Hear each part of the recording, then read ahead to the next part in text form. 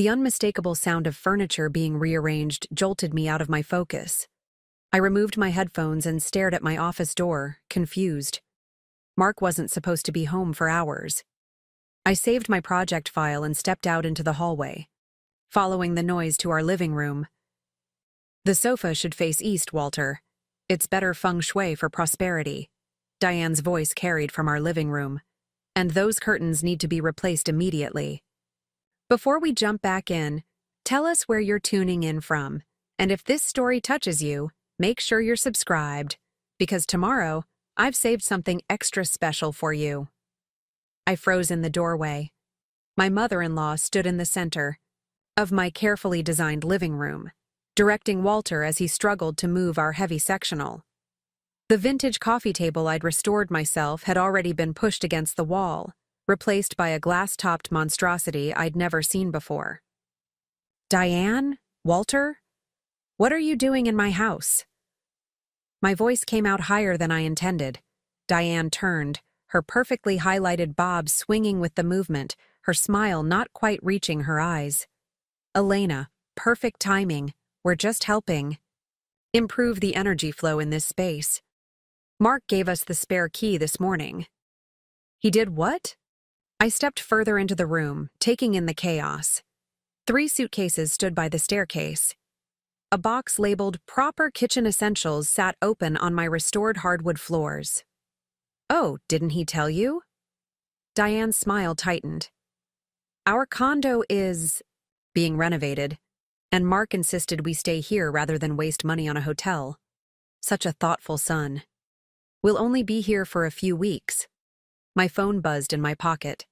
A text from Mark. Surprise! Mom and Dad needed a place to stay. Their condo flooded. They'll be with us for a bit. Love you. Walter avoided my eyes, continuing to push the sofa across the floor. I noticed now that my grandmother's antique side table had been moved to a corner, replaced by a gaudy lamp with tassels hanging from the shade. I wish someone had consulted me about this, I said, trying to keep my voice steady. I'm in the middle of a major project deadline, and I need quiet to work. Oh, don't worry about us, Diane waved dismissively. We know how to keep to ourselves. Though I have to say, your workspace is rather cluttered. I could help organize it properly. First impressions matter when clients visit, you know. My clients don't visit my home office, I said, and my organizational system works perfectly for me. Well, Diane's voice took on that particular tone I'd come to dread over the 3 years of my marriage to Mark. There's working, and then there's working optimally. Walter, help me move this bookshelf next. Before I could protest further, my phone rang. It was Zoe. I need to take this, I said, stepping back into the hallway. As soon as I was out of earshot, I answered. Zoe, you won't believe what's happening. What's up? We still on for coffee tomorrow? Change of plans, emergency meeting. Now, can you meet me at Bridgetown Brews in 30 minutes? There was a pause. That bad? Worse, I said, watching as Walter carried in another box labeled Proper Decor. My in-laws have moved in, without asking me. I'll be there in 20, Zoe replied. I ended the call and took a deep breath, counting to 10 as I'd learned in therapy. Then I walked back to the living room. Diane, Walter, I need to step out for a bit. We can discuss the living arrangements when I return. Oh, while you're out, Diane called after me. Could you pick up some proper cleaning supplies? Your selection is rather basic, and we'll need fresh flowers for the entryway. First impressions, Elena. I didn't answer, just grabbed my keys and purse and walked out the door, closing it softly behind me. But inside, I was screaming. Zoe was already waiting when I arrived at the coffee shop, 2 lattes on the table and that look of concerned determination on her face that had gotten us through countless crises since college. You look like you've seen a ghost, she said, pushing a mug toward me. More like a hostile takeover. I sank into the chair across from her, wrapping my hands around the warm ceramic. 3 years of marriage? And Mark still doesn't understand what boundaries mean when it comes to his parents. What exactly happened? I took a sip of coffee, gathering my thoughts. I was working on the Henderson project. You know, the one with the impossible deadline. Next thing I know, Diane is rearranging my living room furniture while Walter carries in their suitcases. Apparently, their condo flooded, and Mark told them they could stay with us, without asking me first. Zoe's eyebrows shot up. He didn't even text you beforehand? Nope. Just a surprise message after they were all ready. Moving in. I pulled out my phone, showing her Mark's text. And you know what the worst part is? This isn't even the first time he's done something like this. Remember Thanksgiving? When they showed up 2 days early and Diane reorganized your entire kitchen? Exactly. I rubbed my temples, feeling a headache forming. I love Mark. But when it comes to his parents, it's like he reverts to being 16 again, especially with Diane. One guilt trip from her and all our agreements about boundaries go out the window. My phone buzzed again. Another text from Mark. Mom's making her famous pot roast tonight. Your favorite. I stared at the screen, incredulous. It's not my favorite. I've been vegetarian for 5 years. She knows this. Zoe reached over and squeezed my hand. So, what are you going to do? Before I could answer, my phone lit up with a notification from our banking app. I opened it, my stomach dropping. He just transferred $2,000 to his parents' account. I turned the phone to show Zoe, without discussing it with me. Can he do that? Legally, yes. It's a joint account. I locked my phone, something cold and resolute settling in my chest. But it's my inheritance that bought our house. My salary that pays most of our bills. My savings that funded our renovation. Elena, Zoe said carefully, this isn't just about furniture and house guests, is it? No. I took a deep breath. For 3 years, I've tried to be patient. I've respected the Mitchell way of doing things. I've smiled through Diane's helpful suggestions about how I should dress, decorate, cook, and run my business. I've watched Walter silently back her up while avoiding any real confrontation. And I've waited for Mark to stand up for us, for me, and set boundaries. And he hasn't. No. If anything, it's getting worse. I pulled out my tablet, opening my email. Look at this. Diane emailed my biggest client yesterday, offering suggestions about the project I'm working on for them. She copied Mark, not me. Zoe read the email, her expression darkening. That's completely inappropriate. How did she even get their contact information? From Mark's phone, I'm guessing. He leaves it unlocked around them all the time. I closed the tablet. Zoe, I love Mark, but I'm starting to feel like I married the entire Mitchell family, not just him. Have you told him how you feel? Every time I try, he says I'm overreacting, that his parents are just trying to help, that this is how family works. I looked out the window, watching people pass by. But this isn't help, it's control, and I'm done letting them control my life. What are you going to do? Zoe asked. Again. My phone buzzed once more. This time it was Diane. I've taken the liberty of rescheduling your client meeting tomorrow. Family dinner is more important. Mark agrees. Something snapped inside me. I stood up, gathering my things with deliberate calm. I need to make some calls, I said, starting with my bank and then my lawyer. Your lawyer? Zoe looked alarmed. Elena, are you thinking of... No, I cut her off. Not divorce, at least not yet. But there's something I haven't told Mark or his parents. Something that might finally make them understand that this is my house too, my life. And it's time they respected that. What is it? I smiled, feeling strangely calm for the first time since finding Diane in my living room. My grandmother was very specific in her will. The money she left me came with conditions. One of which is that any property purchased with it must remain solely in my name. Wait, Zoe's eyes widened. Are you saying? The house is only in my name, always has been. Mark knows we bought it with my inheritance, but he never actually read the deed. Neither did Diane, despite her real estate background.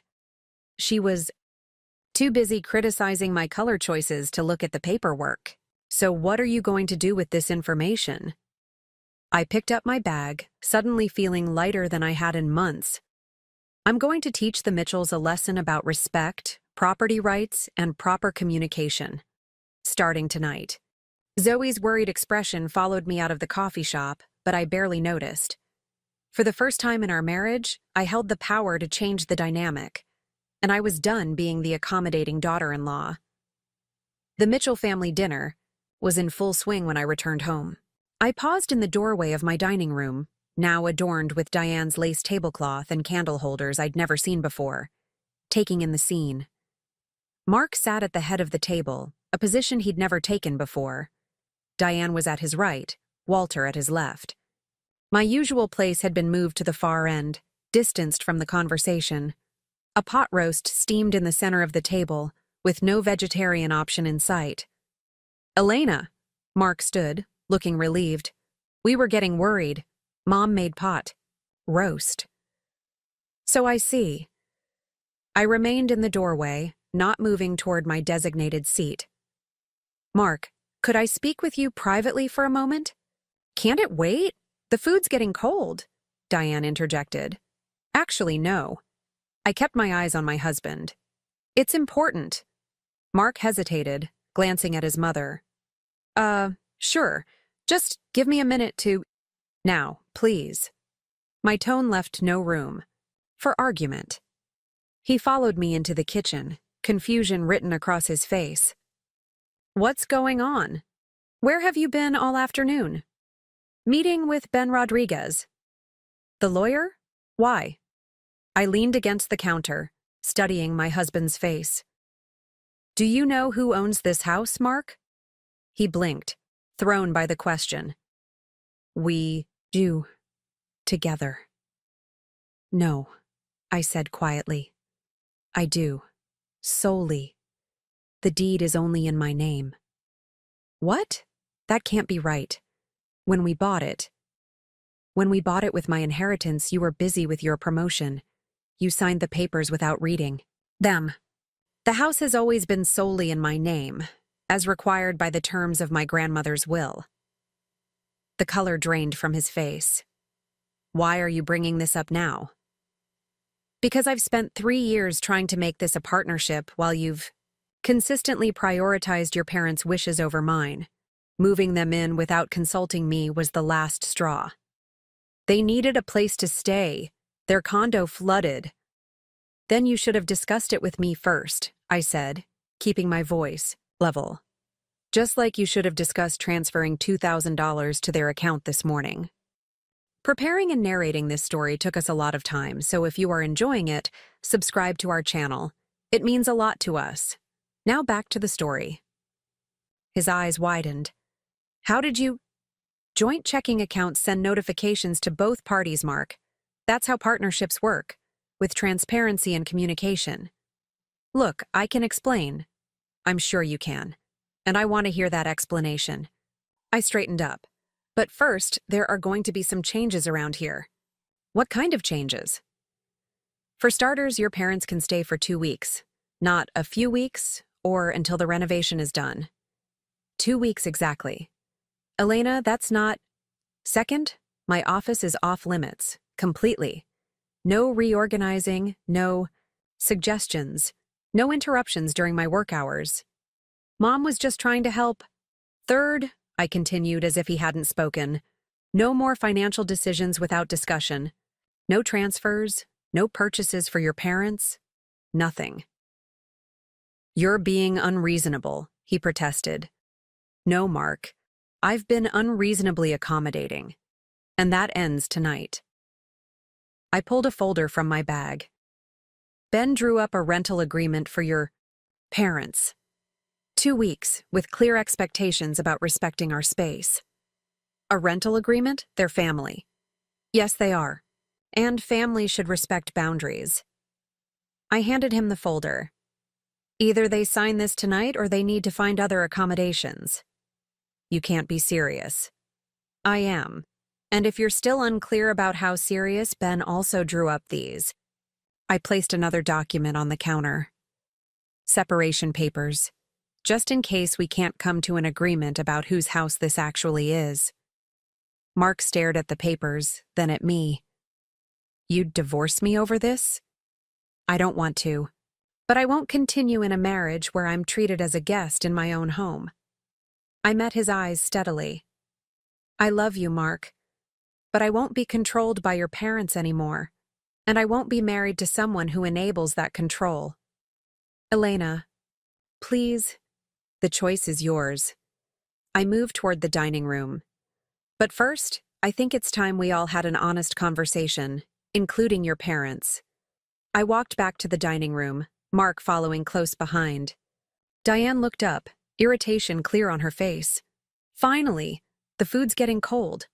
Honestly, Elena, punctuality is a virtue. So is respecting other people's property, I replied, taking a seat, not at the far end, but directly across from her. Which is something we need to discuss. What's this about? Walter spoke for the first time, looking uncomfortable. I placed the rental agreement on the table. This house belongs solely to me, not to Mark and me, just to me. It was purchased with my inheritance and, according to my grandmother's will, must remain in my name only. Diane laughed, a short, dismissive sound. Don't be ridiculous, Mark. Would never— It's true, Mark interrupted, his voice strained. Elena showed me the deed. The house is in her name. A heavy silence fell over the table. Diane's face went through a rapid succession of expressions: disbelief, anger, calculation. Well, she finally said, her voice tight. That hardly matters.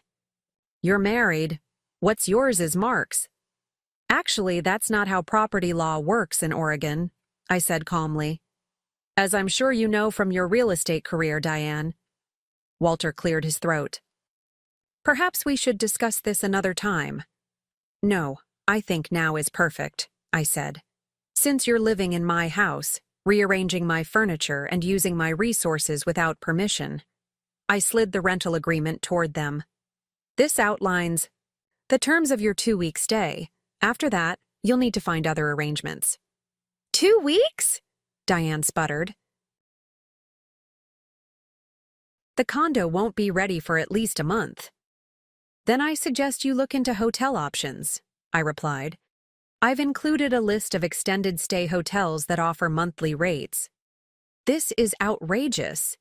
Mark, are you going to let her speak to us this way? Mark looked torn, glancing between his parents and me. I held my breath, waiting. Mom, he finally said, Elena's right. We should have asked her before moving you in. It wasn't fair to spring this on her. Diane's face reddened. We're your parents. And Elena is my wife, and this is her house. He took a deep breath. We'll follow the terms of the agreement. The shock on Diane's face would have been comical if the situation weren't so tense. Walter, ever the accountant, was already reading through the document with careful attention. The terms seem reasonable, he said quietly, ignoring Diane's glare. 2 weeks, respect for private spaces, no financial impositions. Walter, Diane hissed. Diane, we're guests here, he said firmly, surprising all of us. We should act accordingly. I watched as something shifted in the room's dynamic. Walter, usually so passive, had drawn a line. Mark, torn between loyalty to his parents and respect for me, had chosen to stand with me. And Diane, for perhaps the first time since I'd known her, was speechless. Sign the agreement, I said, pushing a pen toward them. And we can all enjoy dinner. I've lost my appetite, Diane said coldly, standing up. If you'll excuse me. She left the room, her back rigid with indignation. Walter sighed, signed the document, and then followed her upstairs. Mark and I sat in silence for a long moment. I didn't know, he finally said, about the deed. You never asked, I replied, just like you never asked before moving them in, or transferring money, or letting your mother rearrange our home. I'm sorry. He reached for my hand across the table. I've been caught between you and them for so long, I guess I stopped seeing how unfair it was to you. It stops now, Mark. I mean it. The separation papers aren't a bluff. He nodded. Slowly. I know, and you're right. He squeezed my hand. This is your house. Our home. And from now on, we make decisions together. Including decisions about your parents, I added. Especially those. He glanced toward the stairs. 2 weeks? 2 weeks, I confirmed. And then they find somewhere else to stay until their condo is ready. Okay. He stood up, coming around to my side of the table. I should go talk to them. We should talk to them, I corrected him. Together. He nodded, taking my hand. As we headed upstairs to the guest room, I felt a weight lifting from my shoulders. For 3 years, I'd tried to accommodate the Mitchell family rules. Now it was time for them to accommodate mine. The next 2 weeks were an exercise in boundary setting. Diane initially tried to test the limits of our agreement, accidentally wandering into my office with decorating suggestions or criticizing my vegetarian meals. But each time, Mark stepped in, firmly but kindly reinforcing our boundaries. Walter, surprisingly, became an ally of sorts. One evening, I found him stopping Diane from rearranging my kitchen cabinets. Diane, remember the agreement, he said quietly. This is Elena's kitchen.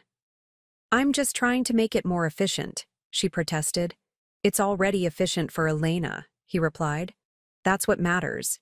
I watched this exchange from the doorway, unseen by either of them. It was the first time I'd witnessed Walter standing up to Diane so directly, and I wondered what had prompted this change. My answer came the following morning, when Walter asked if he could join me for coffee before I started work. I owe you an apology, he said, once we were seated on the porch with our mugs. For years, I've enabled Diane's controlling tendencies, with Mark, with you, with everyone. I sipped my coffee, waiting for him to continue. After Diane's father lost everything in a bad investment, her mother took control of every aspect of their lives. Diane grew up believing that control equals security. He stared into his cup. I thought I was supporting her by letting her maintain that illusion. Instead, I've been helping her push away the people she loves. Including Mark, I said softly. He nodded. Especially Mark, and now you. He looked up, meeting my eyes. Directly. The house being in your name, it was a wake-up call, for both of us, I think. I didn't use it as leverage to hurt anyone, I said. I just needed to establish boundaries. I know. Walter smiled slightly. And I'm glad you did. Diane and I have been talking, really talking, for the first time in years. About our relationship, about our relationship with Mark, and about how we've treated you. And we've found a short-term rental. We're moving out tomorrow, not waiting for the full 2 weeks. I blinked in surprise. Walter, that's not necessary. As long as the boundaries are respected. It is necessary, he interrupted gently. For us as much as for you and Mark. We need to relearn how to stand on our own, not insert ourselves into our son's marriage. I felt an unexpected wave of emotion. Thank you. No, Walter said. Thank you for standing your ground, for loving our son enough to fight for your marriage, and for showing us that real family respects boundaries. The next day, Walter and Diane moved into their rental. Mark helped them settle in, coming home afterward with a mixture of relief and sadness on his face. They're really trying, he said, as we sat together on our sofa, now back in its original position. Mom actually apologized. I don't think I've ever heard her say I'm sorry before. People can change, I said, leaning against him, when they're given the proper motivation. He chuckled, wrapping his arm around me. Like discovering your daughter-in-law solely owns the house you've been trying to take over? Something like that. We sat in comfortable silence for a while, enjoying the peace of our home. I am sorry, Mark said eventually, for not standing up for us sooner, for putting you in a position where you had to use legal documents to get my attention. I'm sorry it came to that too, I replied. But I'm not sorry for drawing the line. I don't want you to be. He kissed the top of my head. That strength is part of why I love you. 2 months later, Diane and Walter invited us to dinner at their newly renovated condo. I was apprehensive, but Mark assured me things had changed. He wasn't wrong. The Diane who greeted us was subdued, almost hesitant. The apartment was beautiful, but surprisingly, she gave me a tour without a single suggestion about how I might apply similar principles to our home. During dinner, Walter raised his glass. To new beginnings, he said, and to learning that family isn't about control, it's about respect. Diane met my eyes across the table. And to Elena, she added, quietly, for having the courage to teach us that lesson. I smiled, raising my glass in return. The house deed with my name alone hadn't just changed their attitude, it had transformed our entire family dynamic. For the first time since marrying Mark, I felt like we were truly partners, not just in our marriage, but in facing the world, including his parents, together. And as I looked around the table, seeing genuine smiles instead of strained politeness, I realized that sometimes the strongest foundations are built not on rules, but on boundaries respected and honored by all. The next morning, I woke to the smell of bacon frying and the clattering of pans. For a moment, I thought I was back in my childhood home, with my mother cooking breakfast. Then reality crashed in. Diane was in my kitchen, commandeering my morning. Routine. I pulled on my robe and stepped into the hallway, where I found Mark emerging from the shower, looking far too cheerful. Morning, he said, giving me a quick kiss. Mom's making her special breakfast casserole. The one with sausage. And 3 kinds of cheese? I asked, already knowing the answer. Yeah, your favorite. I sighed. Mark, I've been vegetarian for 5 years. It's not my favorite. His face fell slightly. Oh, right. I'm sure she can make you something else. That's not the point. I lowered my voice, aware that sound carried in our old craftsman home. The point is that she's taking over our space without consideration for how we actually live. She's just trying to help, Mark said, that familiar defensive tone creeping in. They're going through a rough time with the flood and everything. I understand that, but… Elena, Mark! Diane's voice cut through our conversation. Breakfast is ready. Mark squeezed my hand. Let's just enjoy breakfast. We can talk more later. But I knew later would never come. It never did when it came to discussions about his parents. In the kitchen, Diane had transformed my carefully organized space into something unrecognizable. My handcrafted ceramic bowls had been pushed to the back of the shelves, replaced by her heavy china plates. The special coffee beans I'd ordered from a local roaster had been replaced by a tin of Folgers. I hope you don't mind, Diane said, noticing me staring at the coffee pot. That fancy stuff you had was so bitter. This is much more palatable. I bit back a retort, reminding myself that this was temporary. Just a few weeks. I could endure anything for a few weeks. Walter sat at the kitchen island, newspaper spread out in front of him, looking completely at home. He nodded at me over his reading glasses. Morning, Elena. Hope we didn't wake you. Not at all, I lied, accepting the mug of coffee Diane handed me. I took a sip and tried not to grimace at the burned, over-extracted taste. I made my breakfast casserole, Diane announced proudly. Mark's absolute favorite growing up. He could eat half a pan himself. Looks great, Mom, Mark said, sliding onto a stool next to his father. But Elena's vegetarian, remember? Has been for years. Oh! Diane's hand flew to her chest. That's right. I completely forgot. How inconvenient. The way she said inconvenient made it sound like I'd chosen a vegetarian diet specifically to complicate her life. It's fine, I said, reaching for the fruit bowl. I'll just have some toast and fruit. The bread's in the freezer, Diane said. I noticed it was getting stale, so I moved it. Really, Elena, you should store it properly. Such waste otherwise. I closed my eyes briefly, counting to 5. The bread was fresh. I bought it yesterday.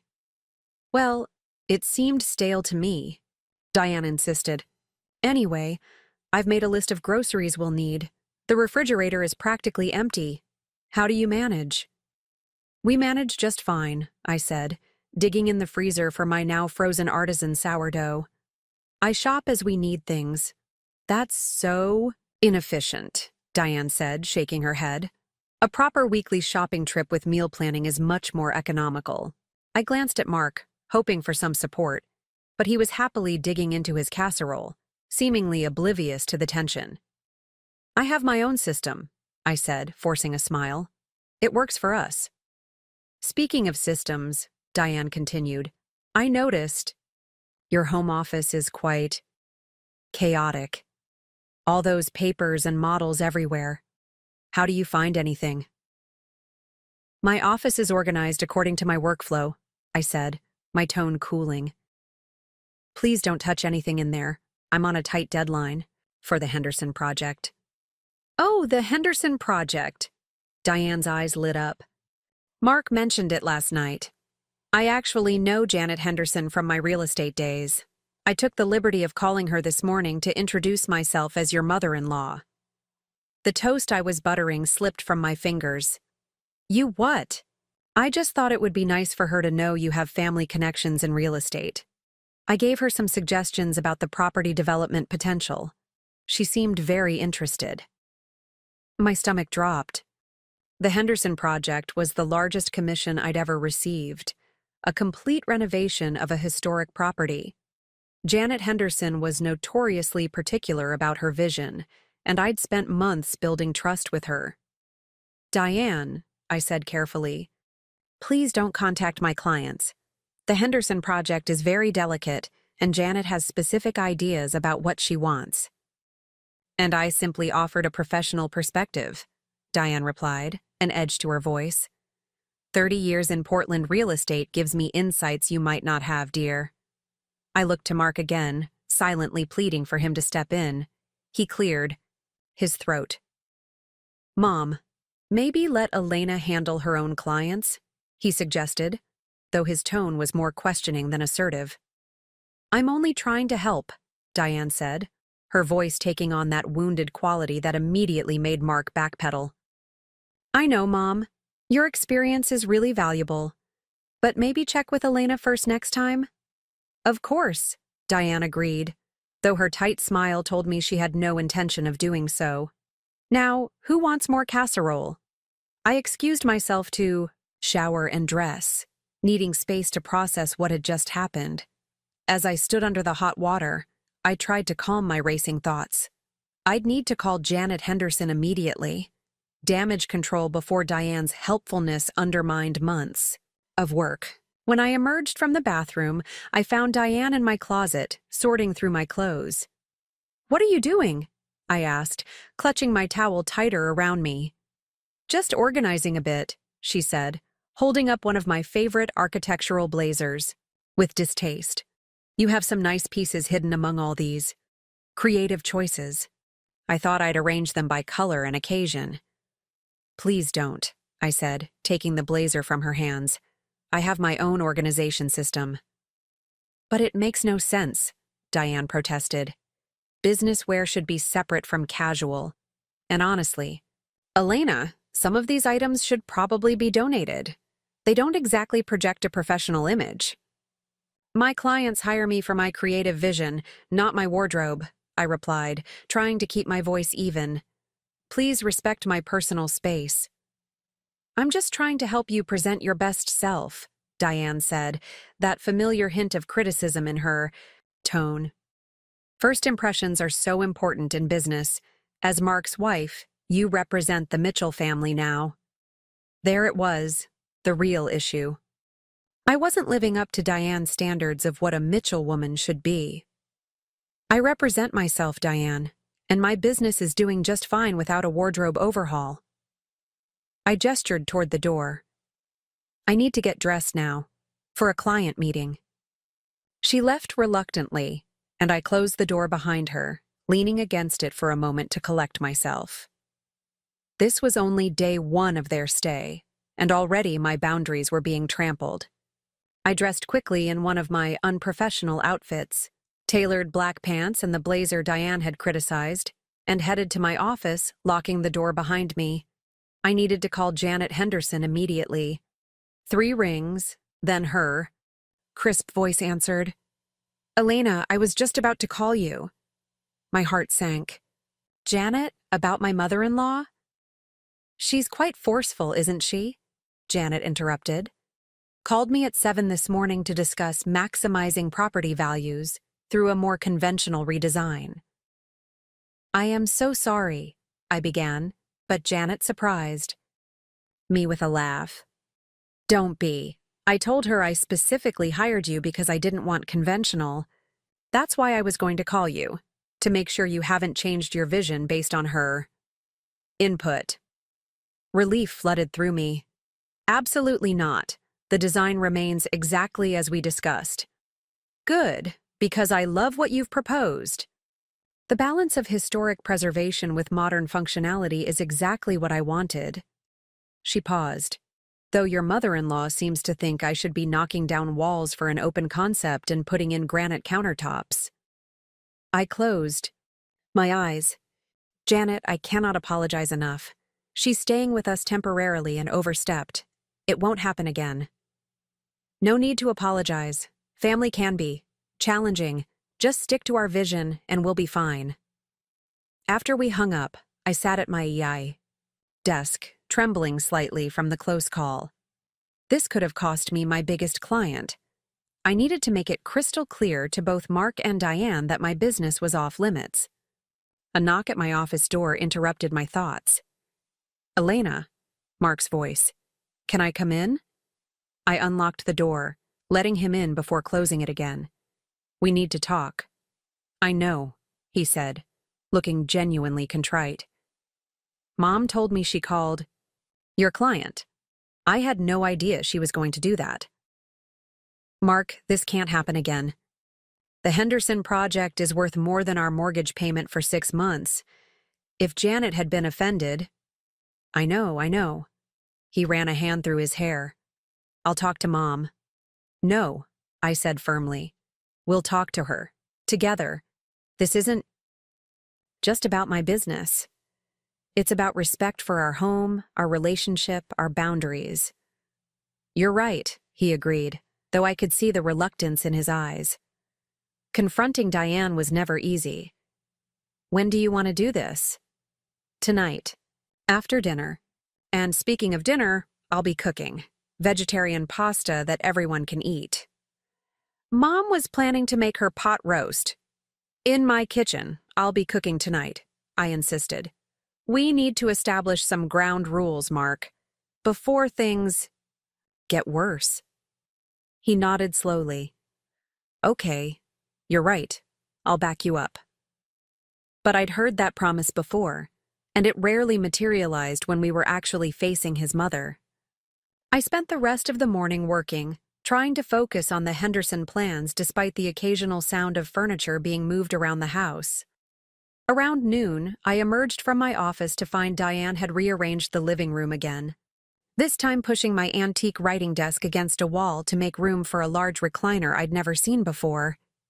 Where did that come from? I asked, pointing at the recliner.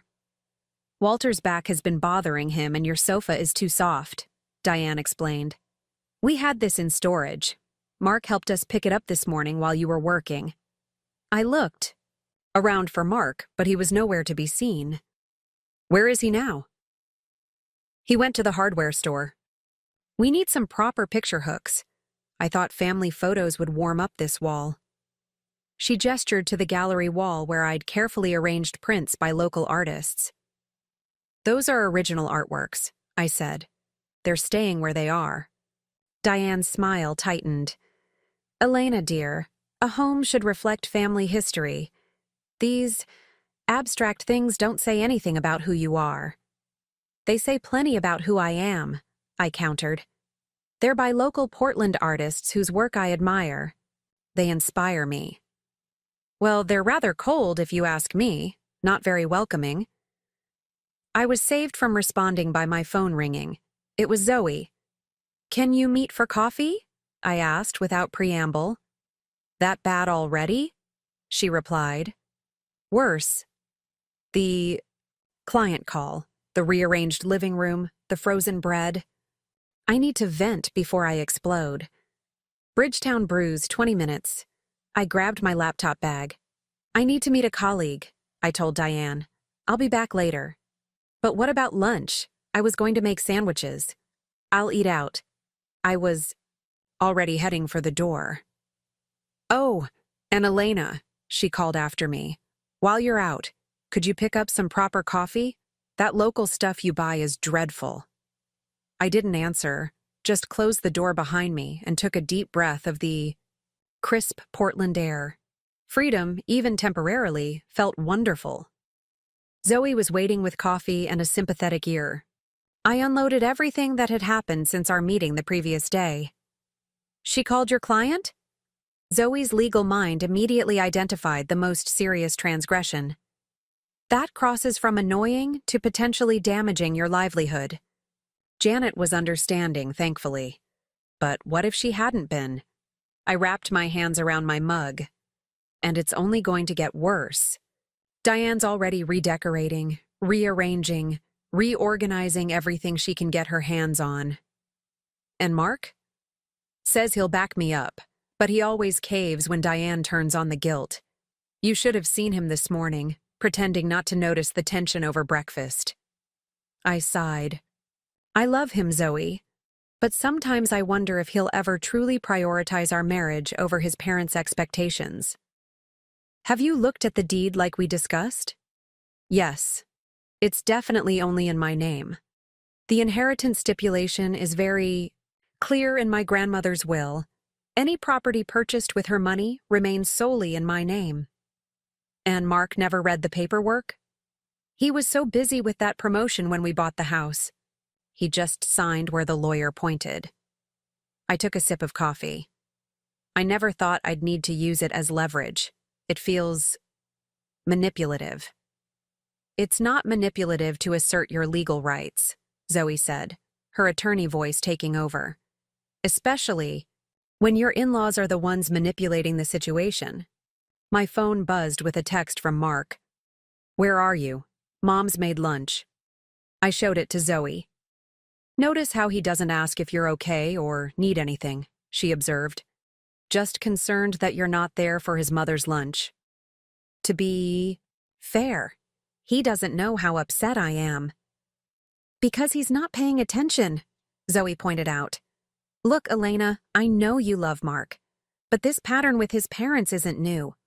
It's been going on for 3 years, and it's getting worse, not better. I know.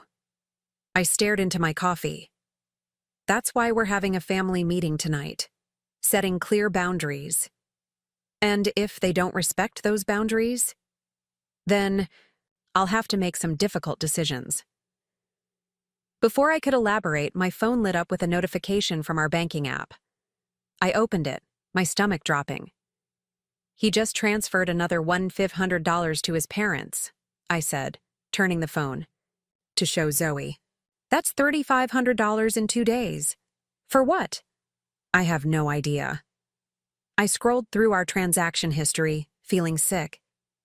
There's another one from last week I didn't notice. $1,000 to Walter's account. Elena, this isn't just about boundaries anymore. This is financial abuse. That's a strong term, is it? He's making significant financial decisions without consulting you, transferring large sums to his parents without discussion. How is that not financial abuse? I started typing a message to Mark, then deleted it. This isn't a conversation for text. We need to talk in person. What are you going to do? I gathered my things, a plan forming. First, I'm going to the bank to protect what's left of our savings. Then I'm going to call Ben Rodriguez. The real estate attorney? Yes. I need to understand exactly what my options are, legally. You're not thinking of divorce, are you? Zoe looked concerned. No, at least I hope not. But I need to be prepared for all possibilities. I stood up. Can you recommend a good family lawyer, just in case? Megan Cho, she's tough but fair. Zoe scribbled a name and number on a napkin. But Elena, are you sure you want to escalate this so quickly? I'm not escalating. I'm protecting myself. I tucked the napkin into my pocket. 3 years, Zoe. 3 years of trying to set boundaries with Diane, of asking Mark to stand up to his parents. Nothing's changed. In fact, it's gotten worse. And the deed? When will you tell them about that? Tonight, after I've secured our finances. The local branch of our bank was quiet when I arrived. I'd called ahead and asked to speak with a personal banker, explaining the situation in vague terms. Joanne, a middle-aged woman with kind eyes and a no-nonsense demeanor, met me in a private office. Mrs. Mitchell, what can I help you with today? I need to secure my personal finances, I said, cutting to the chase. My husband has been making large transfers to his parents without my knowledge or consent. If Joanne was surprised, she didn't show it. I see. Are these joint accounts? Yes, but the majority of the deposits come from my architecture business. And our house was purchased with my inheritance, which legally remains solely mine. Joanne nodded. There are several options we can discuss. First, I'd recommend opening a separate account in your name only for future earnings. For existing joint accounts, we can add withdrawal limits or dual authorization requirements. For the next hour, we reviewed options and set up safeguards. By the time I left, I had a new personal account, transfer limits on our joint accounts, and notification settings that would alert me to any unusual activity. It wasn't a permanent solution, but it would prevent any more large sums disappearing, without my knowledge. My next stop was Ben Rodriguez's office. As the attorney who had handled our home purchase, he was familiar with the inheritance stipulations and the deed. The house is definitely solely in your name, Ben confirmed, reviewing the documents. Your grandmother's will was very specific about properties purchased with her funds. And legally, what does that mean in terms of my rights? It means you have sole discretion over who lives there, any modifications to the property, and so forth. He looked at me over his reading glasses. Is there a specific concern I should know about? I explained the situation with Mark's parents, the boundary violations, and the financial transfers. I see, Ben said when I'd finished. And you're wondering about your options if the situation doesn't improve? Yes, I don't want a divorce. I love Mark, but I need leverage to establish clear boundaries with his parents.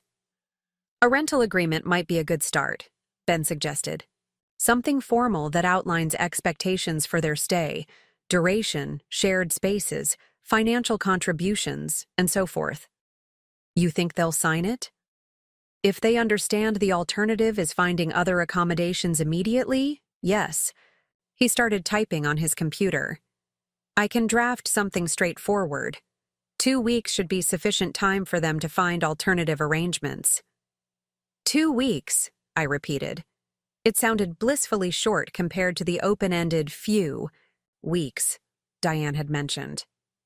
And as a backup, Ben continued, I can prepare separation papers. not to file, but to demonstrate the seriousness of the situation if needed. The phrase separation papers made my stomach clench, but I nodded. Yes, as a last resort. By the time I left Ben's office, with promises to email the documents within the hour, it was nearly 4 o'clock. Mark had texted 3 more times, each message increasingly concerned. Where are you? Mom's worried. Are you okay? Elena, please call me. We're all worried. I didn't reply. Instead, I drove to the grocery store, selecting ingredients for dinner. Fresh pasta, vegetables, herbs for a sauce that even Diane couldn't criticize. If we were going to have a difficult conversation, at least we'd do it over a meal I'd prepared in my own kitchen. As I pulled into our driveway, I saw Walter outside, washing what appeared to be Mark's car. He waved as I parked, his expression cautious. Elena, good to see you. Everything all right? Mark's been trying to reach you. I've been taking care of some business, I said, opening the trunk to retrieve my groceries. Is he home? In the backyard with Diane. She's been suggesting some landscaping changes. That Japanese maple you have isn't in an optimal location for growth. Walter took some of the grocery bags from me. She means well, you know. Does she? I looked at him directly. Or does she just need to control everything around her? Walter's eyes dropped. It's her way of showing she cares. No, Walter. It's her way of asserting dominance. And it stops today. I walked into my home purchased with my inheritance, designed to my specifications, feeling a new resolve. The documents from Ben were in my email. The bank. Accounts were secured. I had facts and legal standing on my side. In the kitchen, I found evidence of Diane's continued reorganization.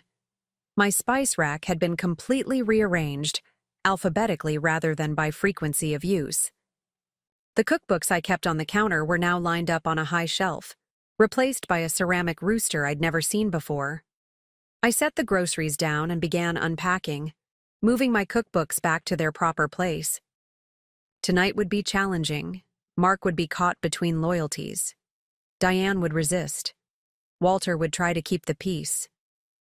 But for the first time in 3 years, I felt prepared to stand my ground. This was my home, my life, and it was time. Everyone remembered that. My phone buzzed with an email notification. The documents from Ben had arrived. I opened the attachment, scanning the rental agreement. 2 weeks, clear boundaries, consequences for violations.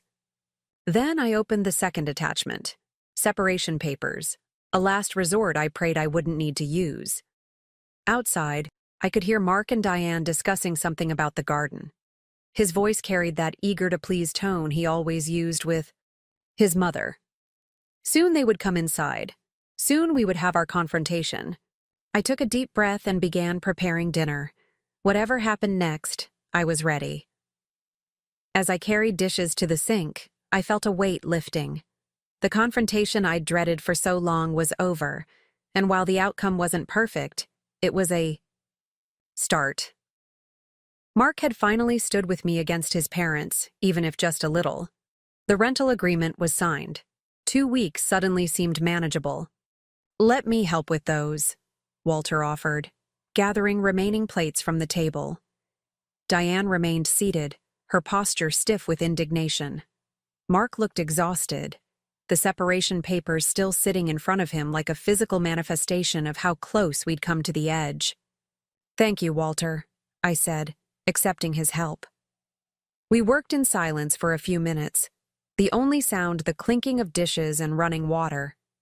From the dining room, I could hear Mark speaking quietly to his mother, his tone firmer than I'd ever heard him use with her. I'm sorry about the client call, Walter said suddenly, his voice low enough that only I could hear. Diane shouldn't have done that. I glanced at him, surprised by the direct acknowledgement. No, she shouldn't have. She's always been controlling, even before we lost everything in the market crash 10 years ago. He handed me a rinsed plate. After that, it got worse.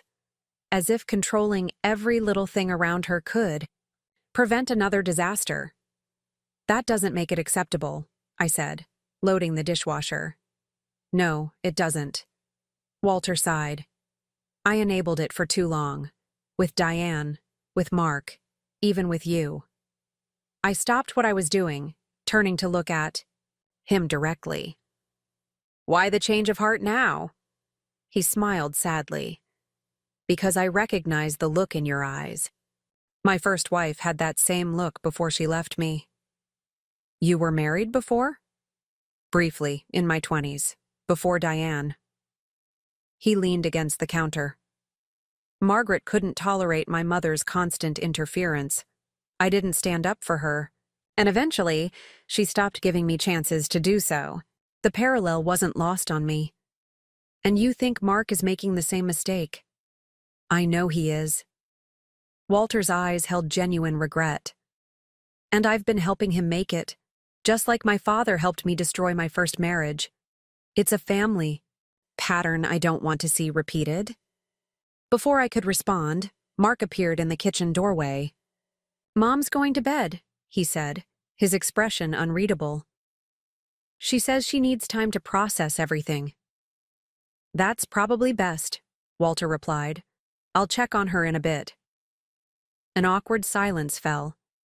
So many things needed to be said between Mark and me, but not with Walter present. I should head up too, Walter said, sensing the tension. Thank you for dinner, Elena, and for the clarity. Once Walter had gone upstairs, Mark and I stood in the kitchen, the space between us feeling wider than the few feet that physically separated us. You really went to a lawyer, he finally said, not quite a question. Yes. I leaned against the counter, suddenly exhausted. I needed to understand my options. Options for leaving me. His voice was flat. Options for protecting myself, I corrected. There's a difference. Is there? He ran a hand through his hair, frustration evident. Because from where I'm standing, it looks like you were ready to throw away our marriage over one disagreement. One disagreement? I couldn't keep the incredulity from my voice. Mark, this isn't about your parents staying with us. It's about 3 years of watching you consistently prioritize their needs, their opinions, their comfort over our relationship. It's about you making significant financial decisions without consulting me. It's about you allowing them to invade every aspect of our lives without permission.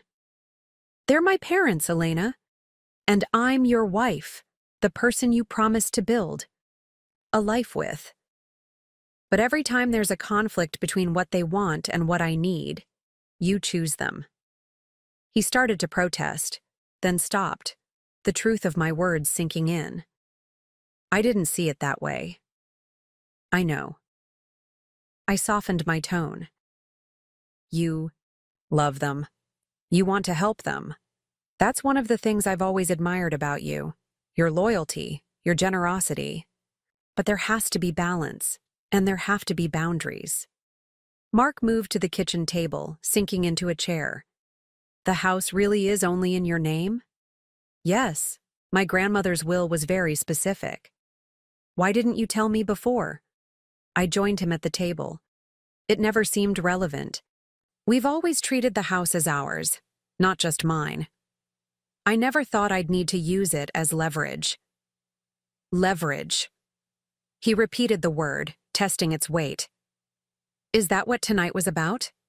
Leveraging your legal ownership to get your way? No, I said firmly. Tonight was about finally being heard, about establishing boundaries that should have existed all along. By threatening to separate if I didn't agree. By showing you how serious this is for me. I reached for his hand. Mark, I don't want to separate.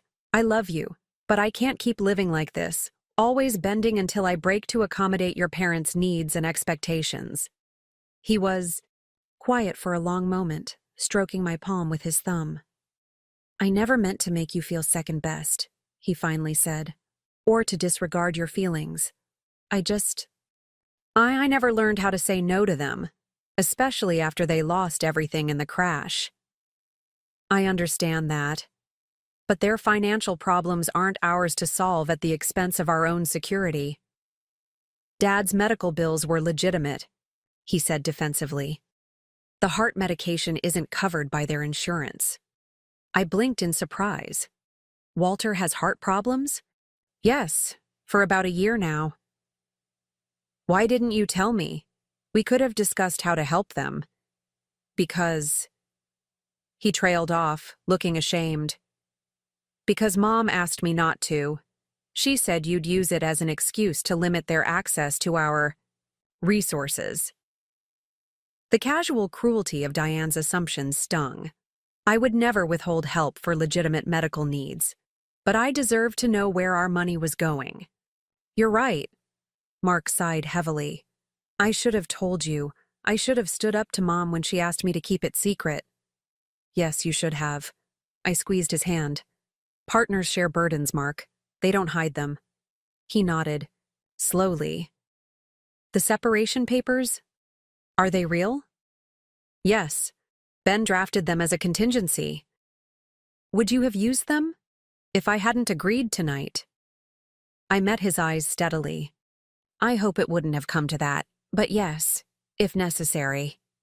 The truth hung between us, heavy with implication. For the first time, Mark seemed to truly grasp how close we'd come to the breaking point. I don't want to lose you, he whispered. Then help me fix this.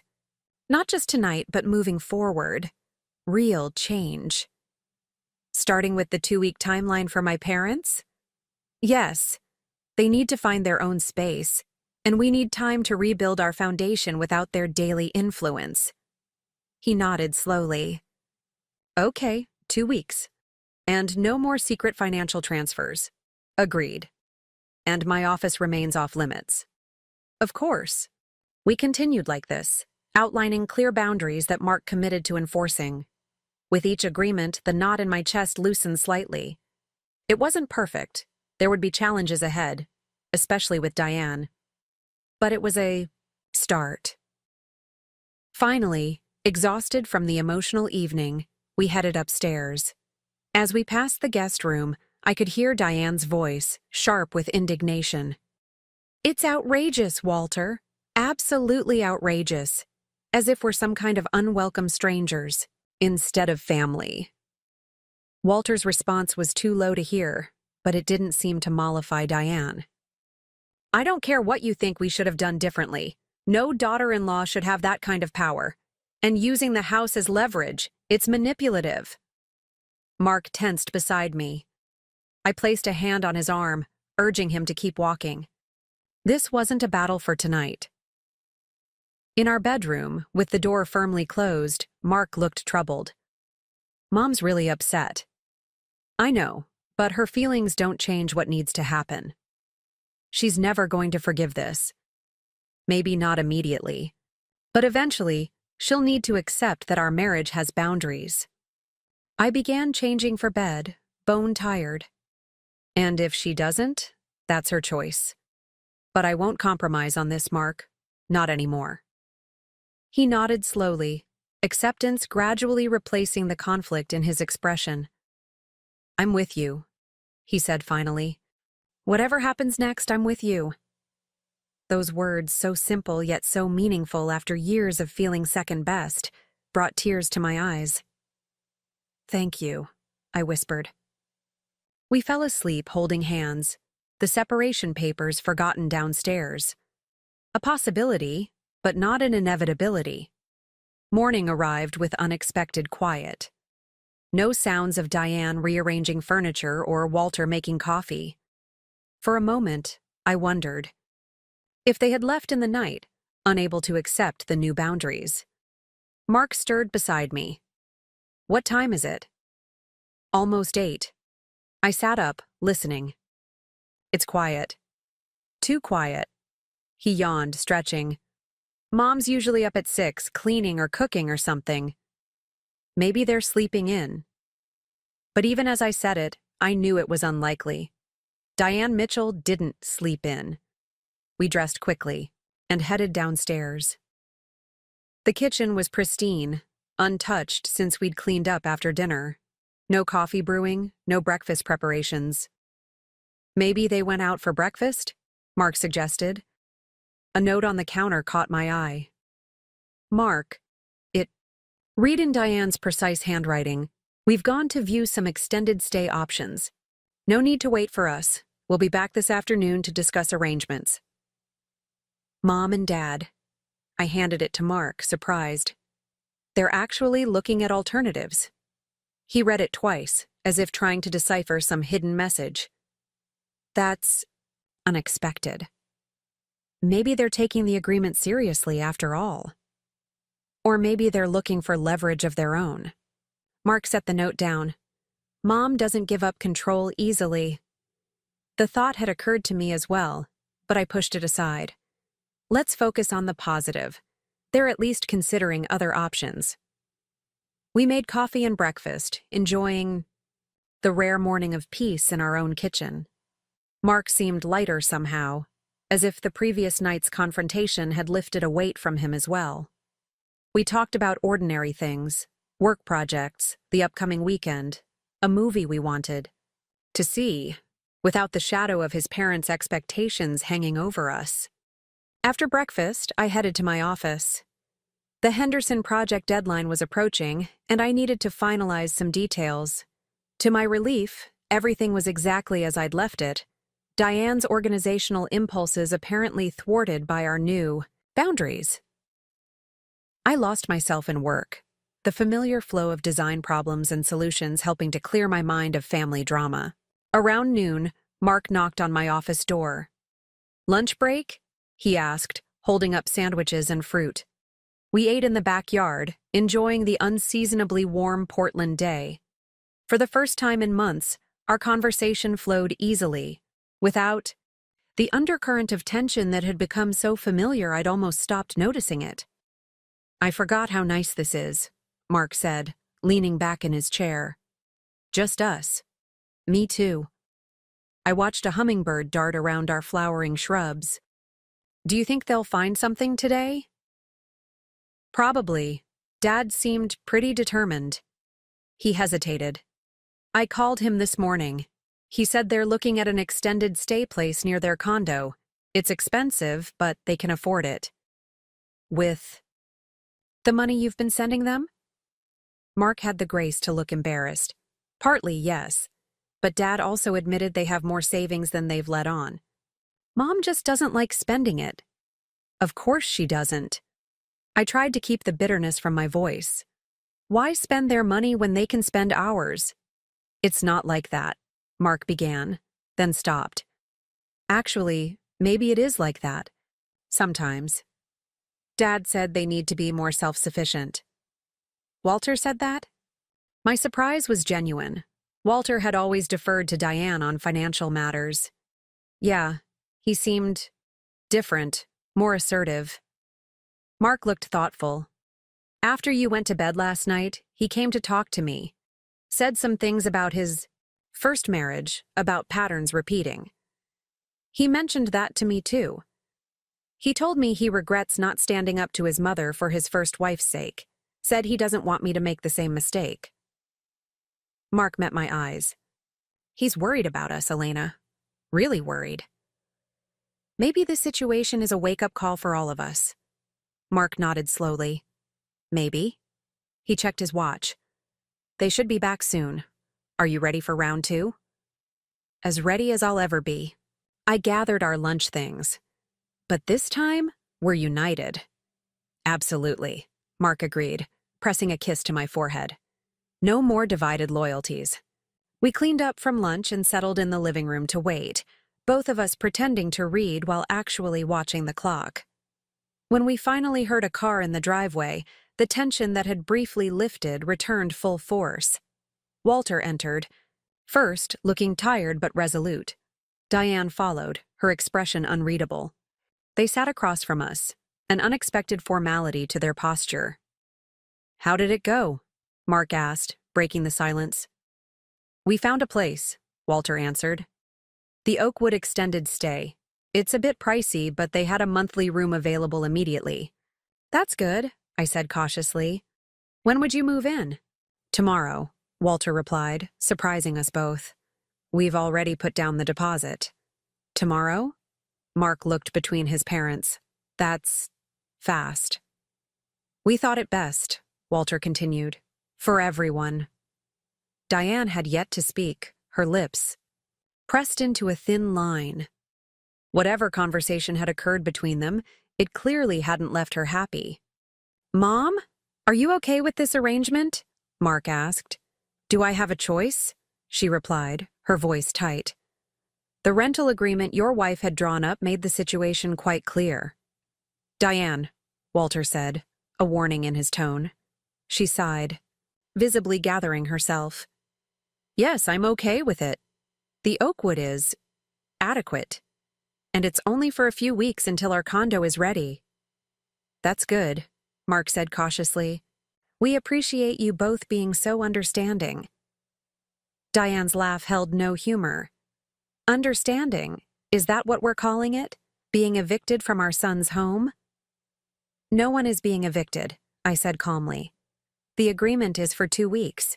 You've chosen to leave sooner. After making it abundantly clear we weren't welcome. Diane, that's enough, Walter said firmly. We discussed this on the drive back. Elena and Mark have every right to set boundaries in their home. Their home, she repeated bitterly, which apparently isn't actually Mark's at all. The deed doesn't change our marriage, Mark said. Or our partnership. Doesn't it? Diane looked at him sharply. She waited until she had leverage, then sprang it on you. How is that partnership? I felt my temper rising but forced myself to remain calm. I didn't wait for anything. The house has always been in my name, and it never mattered until boundaries needed to be established. Convenient timing, Diane muttered. Mom, stop. Mark's voice held an authority I'd rarely heard him use with his mother. Elena is my wife. This is our home, regardless of whose name is on the deed, and we've made a decision about how long guests can stay. Guests. The word seemed to wound Diane. So that's what we are now, not family. Guests. Family respects boundaries, I said quietly, and asks permission before making changes to someone else's home. Diane opened her mouth to retort, but Walter placed a hand on her arm. Diane, please, this isn't helping. She fell silent, though the anger still radiated from her. Walter turned to us, his expression apologetic.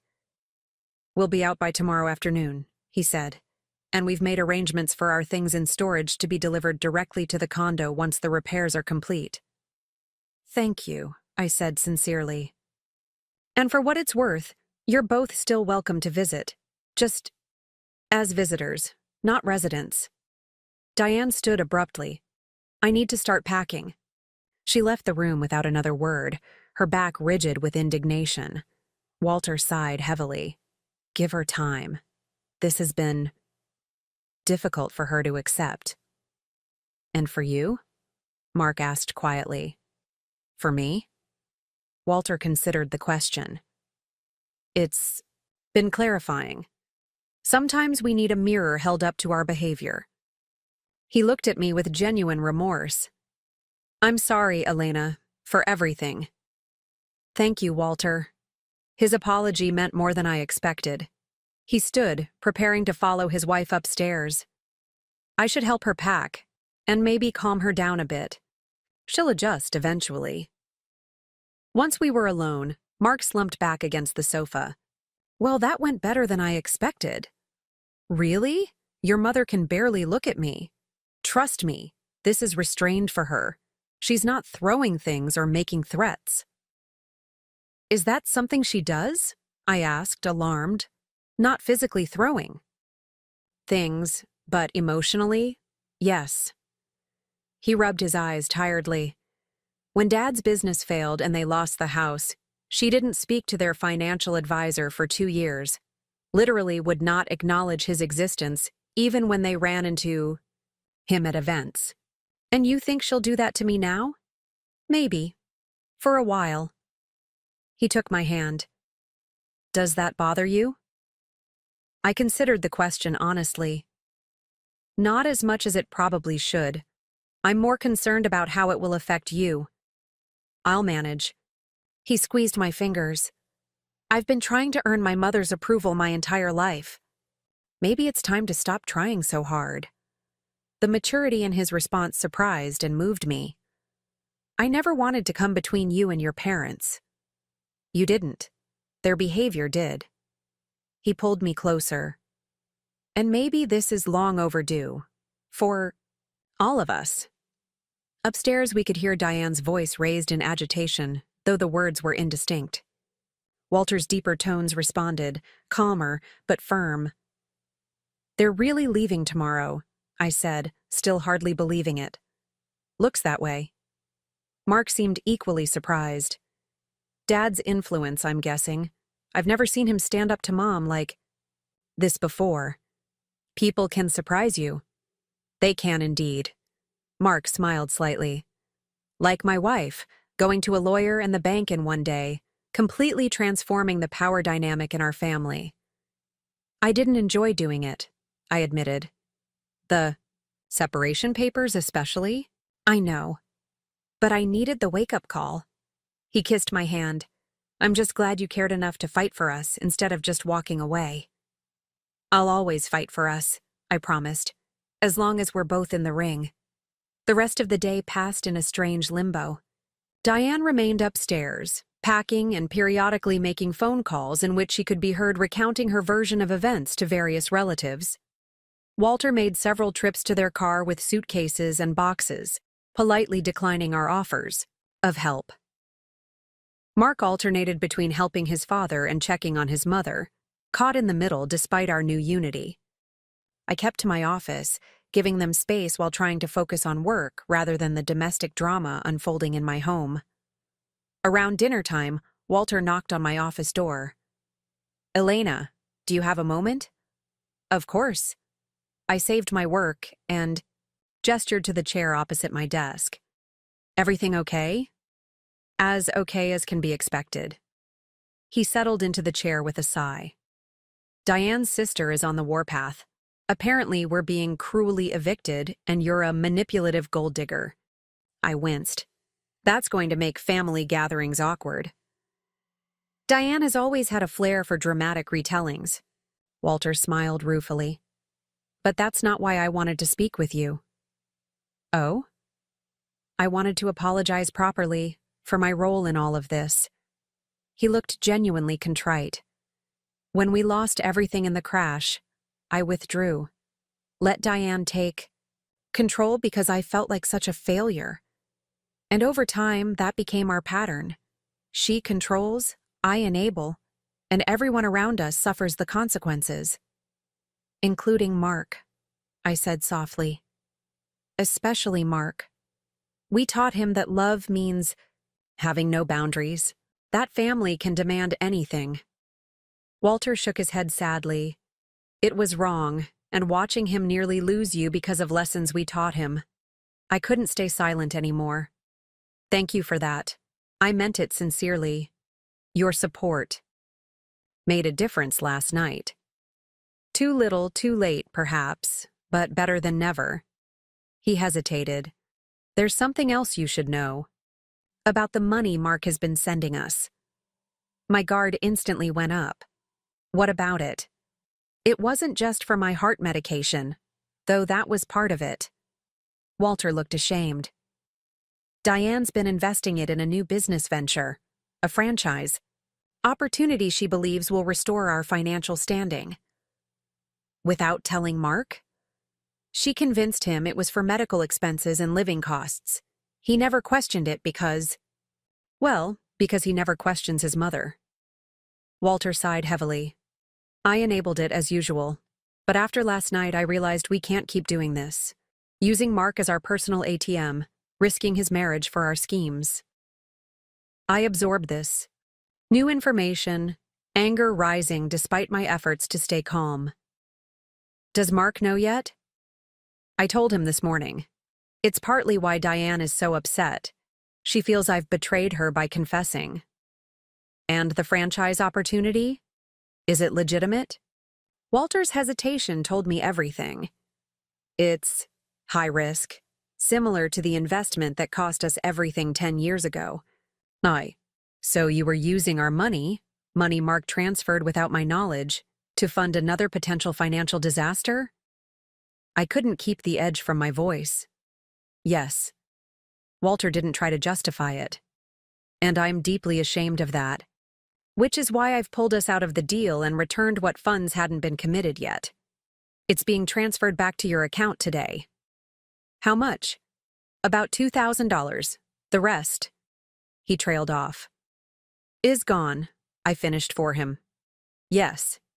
For what it's worth, I've also made arrangements to repay the full amount in installments from my pension. I studied his face, looking for signs of deception, but saw only genuine remorse. Does Diane know you've done this? Yes. It was our primary argument this morning. She feels I've undermined her chance to restore our financial security. And what do you think? Walter smiled sadly. I think at 65, it's time to accept that we're not going to be wealthy again. That our son's marriage is more important than Diane's schemes to reclaim our former lifestyle. He stood up. The money will be in your account by tomorrow. And you have my word that we won't ask Mark for financial help again. Thank you, Walter. I stood as well. For your honesty and for taking responsibility. It's long overdue. He moved to the door, then paused. For what it's worth, Elena, you're the best thing that ever happened to my son. I hope someday Diane will see that too. After he left, I sat at my desk, processing our conversation. The financial deception went deeper than I'd suspected, but Walter's willingness to admit it and make amends seemed genuine. Whether Diane would ever reach the same conclusion remained to be seen. My phone buzzed with a bank notification. $2,183. 47 had been deposited into our account with the description, repayment, Walter Mitchell. He hadn't waited until tomorrow after all. I found Mark in the kitchen, staring blankly into the refrigerator. Your dad just returned some money to our account, I said, showing him the notification. He said he would. Mark closed the refrigerator, without taking anything.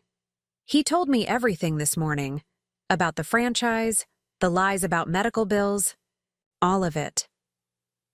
How do you feel about that? Angry, betrayed. He leaned against the counter. And guilty, because I should have questioned it more. Should have told you from the beginning. Yes, you should have. I didn't sugarcoat it. But what matters now is what we do going forward. Dad says they won't ask for money again. Do you believe him? Mark considered the question. I believe he means it. Mom, is another story.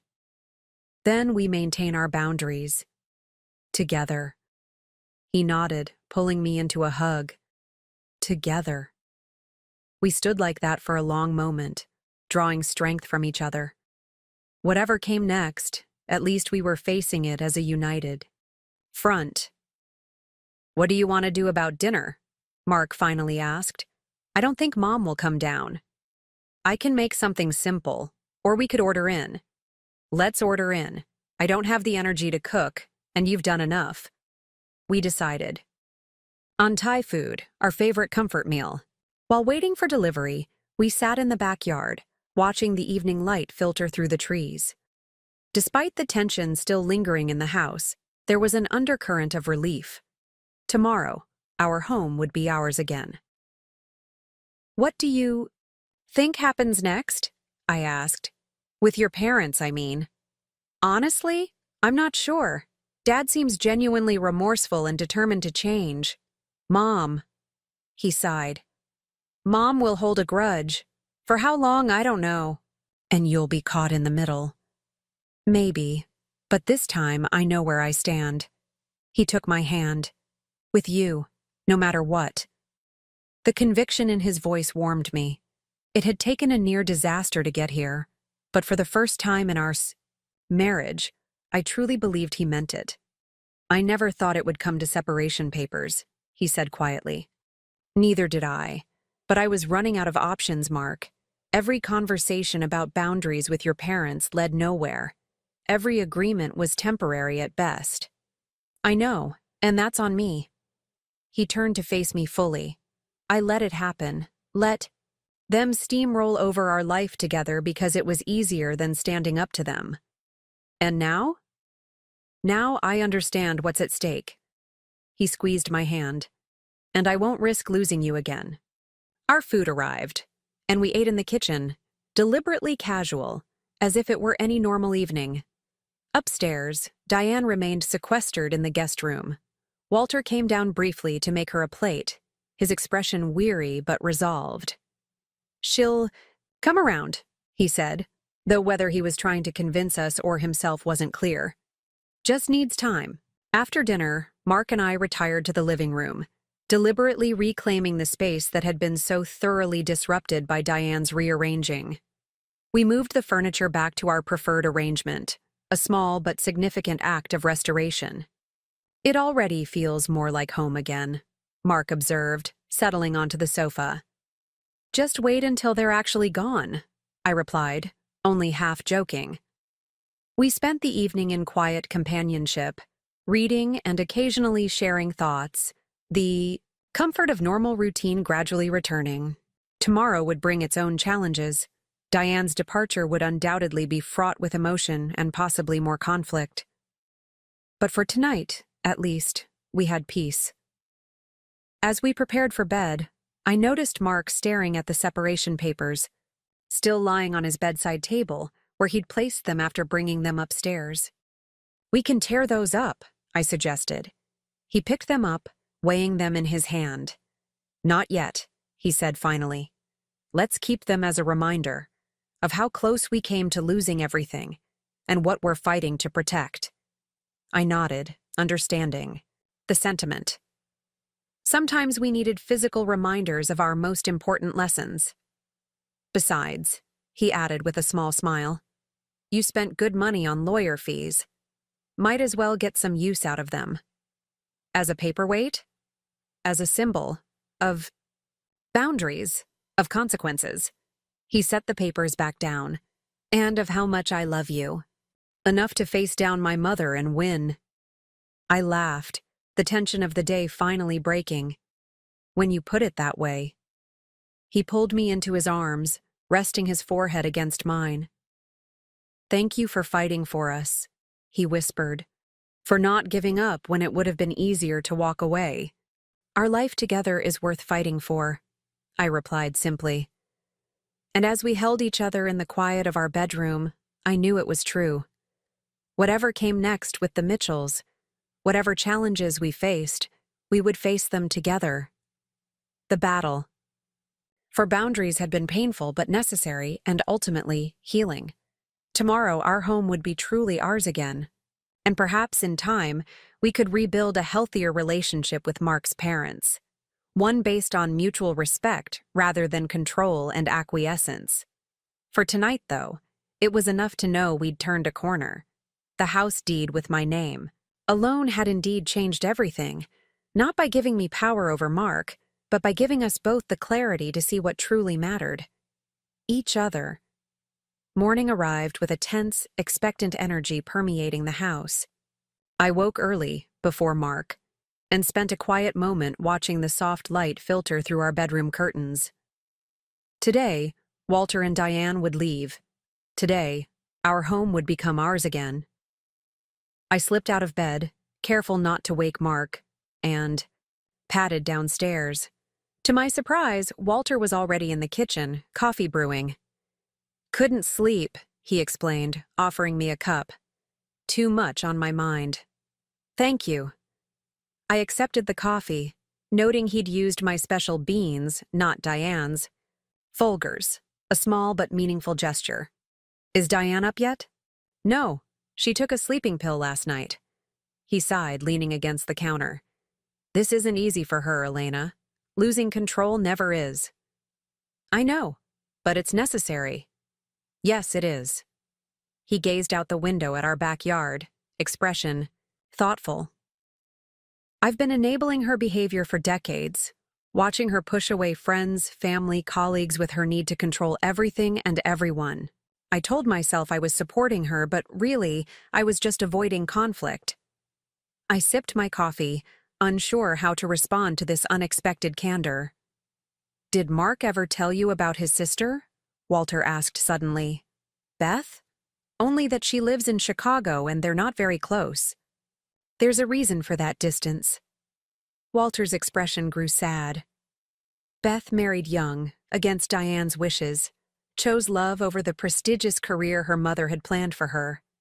Diane never forgave her for that defiance. That seems extreme. It is, and I let it happen. Stood by while Diane systematically cut Beth from our lives. Walter's voice held deep regret. We haven't seen our grandchildren in 3 years because Diane refuses to visit Beth's home, and Beth refuses to subject her family to Diane's criticism. I didn't know. Mark doesn't talk about it. It's easier for him to pretend everything's fine, to be the good son who stays close and follows the rules. Walter looked at me directly. Until you came along and showed him there's another way to live. The weight of his words settled between us. I never intended to cause a family rift. You didn't. The rift was already there, papered over, with denial and accommodation. He smiled sadly. You just had the courage to stop accommodating. Something I should have done years ago. Footsteps on the stairs interrupted our conversation. Mark appeared, hair rumpled from sleep. Morning, he mumbled, making a beeline for the coffee. Everyone sleep okay? Walter and I exchanged a glance. Our deeper conversation shelved for now. Well enough, Walter replied. Your mother's still asleep. When do you think you'll head out? Mark asked, trying for casual, but not quite succeeding. Around noon, I expect. Once Diane is up and ready, Walter checked his watch. I should go finish packing. After he left, Mark looked at me questioningly. Everything okay? You two seemed deep in conversation. Your dad was just sharing some thoughts. I hesitated, unsure how much to relay. He mentioned Beth. Mark's expression closed slightly. Oh, what about her? Just that there's distance there, because of Diane's controlling behavior. That's one perspective, Mark said, a defensive edge creeping into his voice. What's yours? He shrugged, looking uncomfortable. Beth made choices Mom didn't agree with. It created tension. Enough tension that you rarely see your sister or your niece and nephew? It's complicated, Elena. Mark's tone suggested he didn't want to pursue this line of conversation. I decided not to push. We'd had enough confrontation in the past. 2 days, and today would bring its own challenges when Diane finally emerged. We ate breakfast quietly, each lost in thought. Around 9, we heard movement upstairs. Diane was awake. I should check on her, Mark said, standing. Make sure she has everything she needs. While he was gone, I tidied the kitchen and tried to focus on the day ahead. Once the Mitchells left, Mark and I would need time to reconnect, to strengthen our new understanding.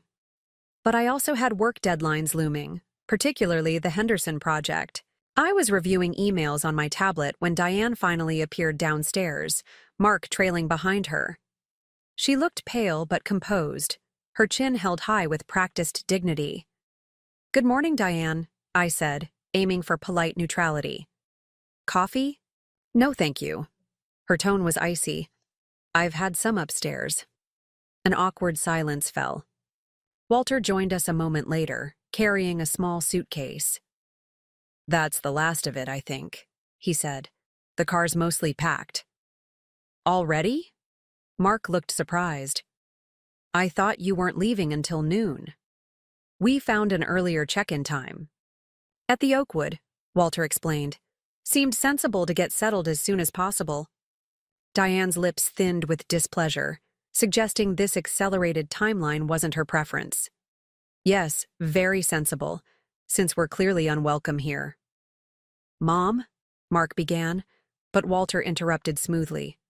We're grateful for the time we had here, he said firmly, and we understand that everyone needs their own space. Diane made a small, dismissive sound but didn't contradict him. Progress, of a sort. Can I help carry anything to the car? I offered. No need, Walter replied. Everything's ready except this last bag. We can manage. More awkward silence followed. I glanced at Mark, who looked torn between relief that they were leaving and guilt over the circumstances. Well, Diane finally said, her voice brittle, I suppose this is goodbye then. It doesn't have to be goodbye, I said carefully. Just goodbye to living together. You're still welcome to visit. How generous, she replied, sarcasm evident. I'll be sure to call ahead and make an appointment. Mom, please, Mark said wearily. Let's not do this. Diane turned to her son, her expression softening slightly. I just want what's best for you, Mark. I always have. I know, Mom, but I'm an adult. I get to decide what's best for me now, and what's best for me is supporting my marriage and respecting Elena's boundaries. Diane's face tightened again. So, I've heard, repeatedly. She picked up her purse. Walter, I'll wait in the car. After she swept out, Walter sighed heavily. Give her time. This is a significant adjustment for her. How much time? Mark asked, frustration evident. Because I'm tired of walking on eggshells around her emotions. That's a fair question, Walter acknowledged. And one I don't have a perfect answer for. But I'm working on it with her, for all our sakes. He embraced his son, then turned to me, offering his hand. I took it, but then stepped forward to give him a brief hug instead. Thank you, Walter, for understanding. Thank you for having the courage to draw the line, he replied quietly.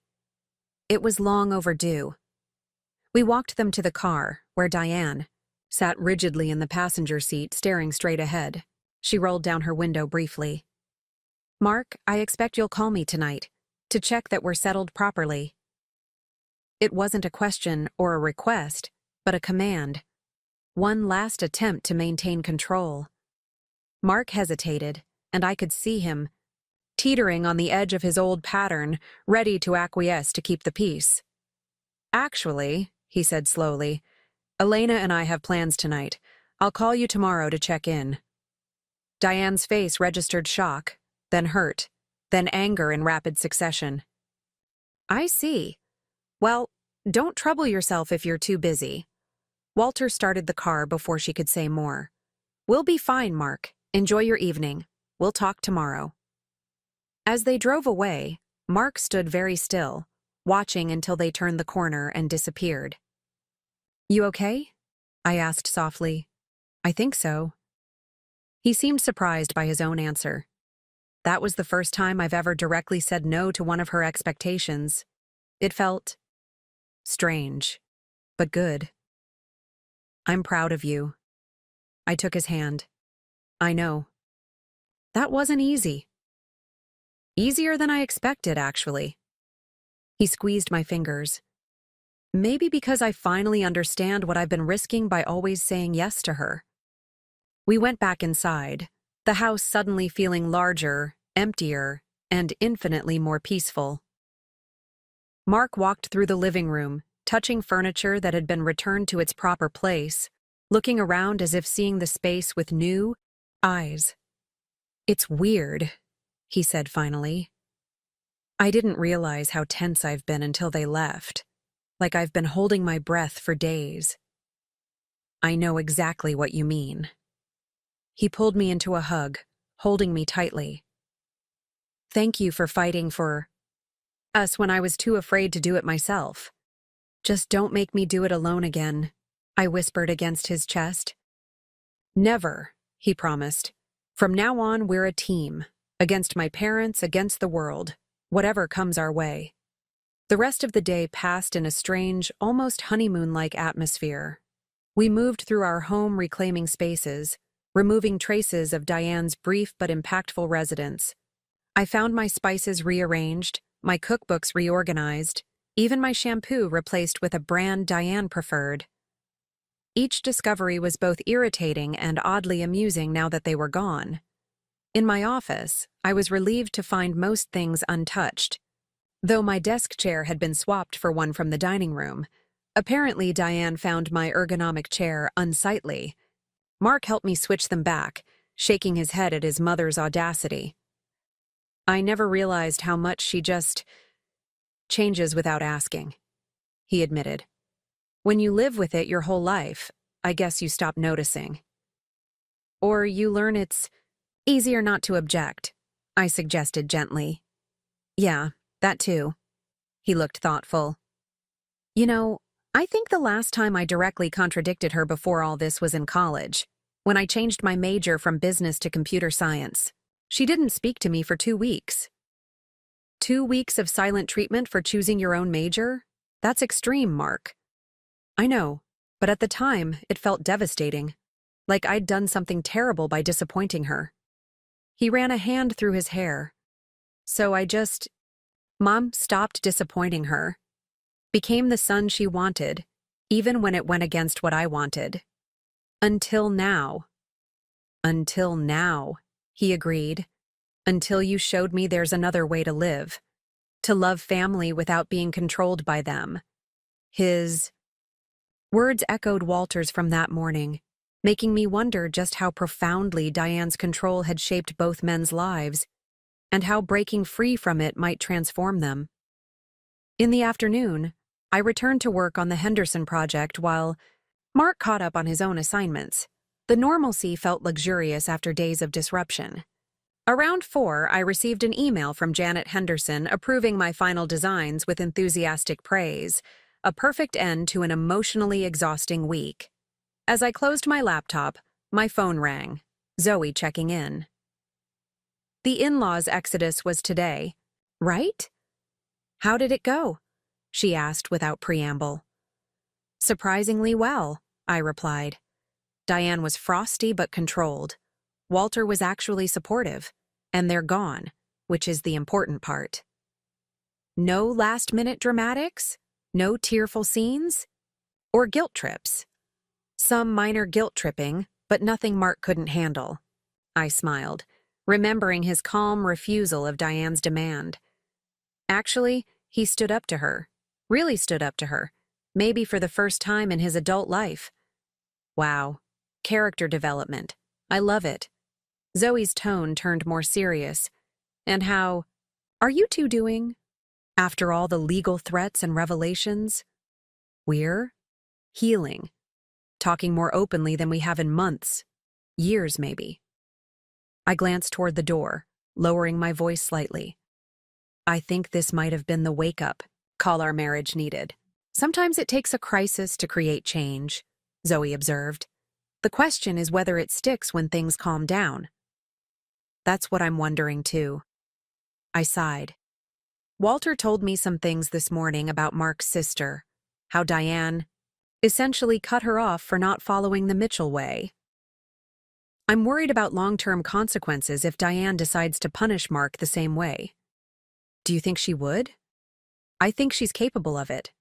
The question is whether Mark can withstand that kind of emotional manipulation now that he's seen it for what it is. Only time will tell, Zoe said. But he has you in his corner this time. That makes a difference. After we hung up, I sat, thinking about Zoe's words. Mark did have me in his corner, but would that be enough against a lifetime of conditioning? Walter's revelations about Beth suggested Diane's capacity for holding grudges was significant. If she decided to punish Mark for his betrayal, would he stay strong or eventually capitulate to restore peace? I was still pondering this when Mark appeared in my office doorway. Hey, he said, looking pleased with himself. I made dinner reservations. That Italian place you love in the Pearl District. to celebrate our first evening of peace and quiet. That sounds perfect. I smiled, pushing aside my worries. Tonight was for celebrating small victories, not anticipating future battles. We dressed for dinner with a festive air, as if it were a special occasion, which, in many ways, it was. The restoration of our home, the establishment of boundaries, the strengthening of our partnership, all worth commemorating. At the restaurant, tucked into a cozy corner table with candles and wine, Mark raised his glass in a toast. To us, he said, and to our home, which, deed technicalities aside, really does belong to both of us. To us, I agreed, clinking my glass against his, and to new beginnings. We talked about everything and nothing, work projects, future vacation plans, a movie we wanted to see that weekend. Normal, couple things that had nothing to do with family drama or boundary violations. It felt like rediscovering each other after a long separation. Halfway through our entrees, Mark's phone buzzed. He glanced at it, his expression tightening slightly. Mom? I guessed. Yeah. He silenced the phone without answering. She knows we have plans tonight. She can wait until tomorrow. I studied his face, looking for signs of the guilt or anxiety that usually accompanied any defiance of Diane's wishes. Instead, I saw calm resolve. You're really doing this, I said, a little amazed.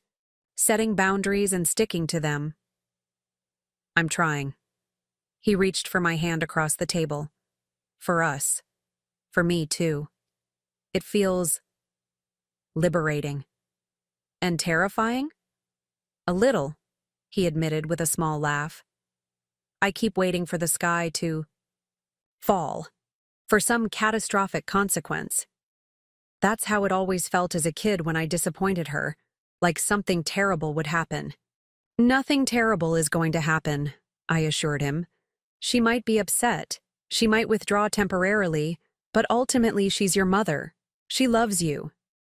In her way, Mark said thoughtfully. With conditions and expectations. Not like... He trailed off. Not like what? Not like you do. His eyes held mine. Unconditionally. Even when I was failing you by not standing up to them, you still loved me enough to fight for us. My throat tightened with emotion. Always, I managed. The rest of dinner passed in, a warm glow of reconnection. By the time we headed home, it felt as if a weight had lifted from both of us, leaving space for joy and possibility. In our kitchen, shedding coats and shoes, Mark checked his phone again. 3 missed calls from Mom, 1 from Dad, and several texts. Are you going to call back tonight? He considered, then shook his head. No, I told her I'd call tomorrow. And I will. Tonight is for us. He silenced his phone and placed it face down on the counter, a small act of independence that spoke volumes. Later, as we prepared for bed, Mark brought up Walter's comments about his sister. Dad mentioned, Beth to you this morning? Yes. He said there's distance because she didn't follow your mother's life plan for her. Mark nodded slowly. That's the simplified version. The reality was messier. Tell me, I encouraged gently. He sat on the edge of our bed, looking thoughtful. Beth was always more defiant than me, more willing to challenge Mom's authority. When she fell in love with David, her husband, Mom disapproved because he was only a high school teacher, not a professional with status. That's ridiculous. To us, yes. To Mom, status and appearance are everything. Mark sighed. Beth married him anyway. Mom retaliated by barely participating in the wedding planning, criticizing every choice Beth made, and generally making the experience miserable. That's awful. It gets worse. After the wedding, Mom's criticism extended to their home, their lifestyle choices, their parenting decisions once the kids came along. Nothing was ever good enough. Eventually, Beth set boundaries, told Mom she could visit only if she kept her opinions to herself. Let me guess, Diane couldn't do that. Not even for an hour. Mark smiled ruefully. The final straw was when Mom reorganized Beth's kitchen during a visit, throwing out appliances she deemed unnecessary and rearranging everything to her liking. Sound familiar? Painfully so. Beth asked them to leave. Mom refused. David had to physically escort them out. Mark shook his head at the memory. Mom declared Beth unstable and influenced by her controlling husband. The irony was completely lost on her. And since then? Limited contact, holiday calls. Beth refuses to visit unless Mom apologizes, which Mom refuses to do because she thinks she did nothing wrong. Dad tries to mediate, but ultimately sides with Mom to keep the peace. And you? Mark looked down. I've stayed out of it. Maintained relationships with both sides, but never confronted the underlying issue. The path of least resistance. Until now. Until now, he agreed. Until you helped me see that I was just enabling Mom's behavior. Like Dad has all these years. I sat beside him, taking his hand. Do you think what happened with Beth will happen with us? It might, he admitted.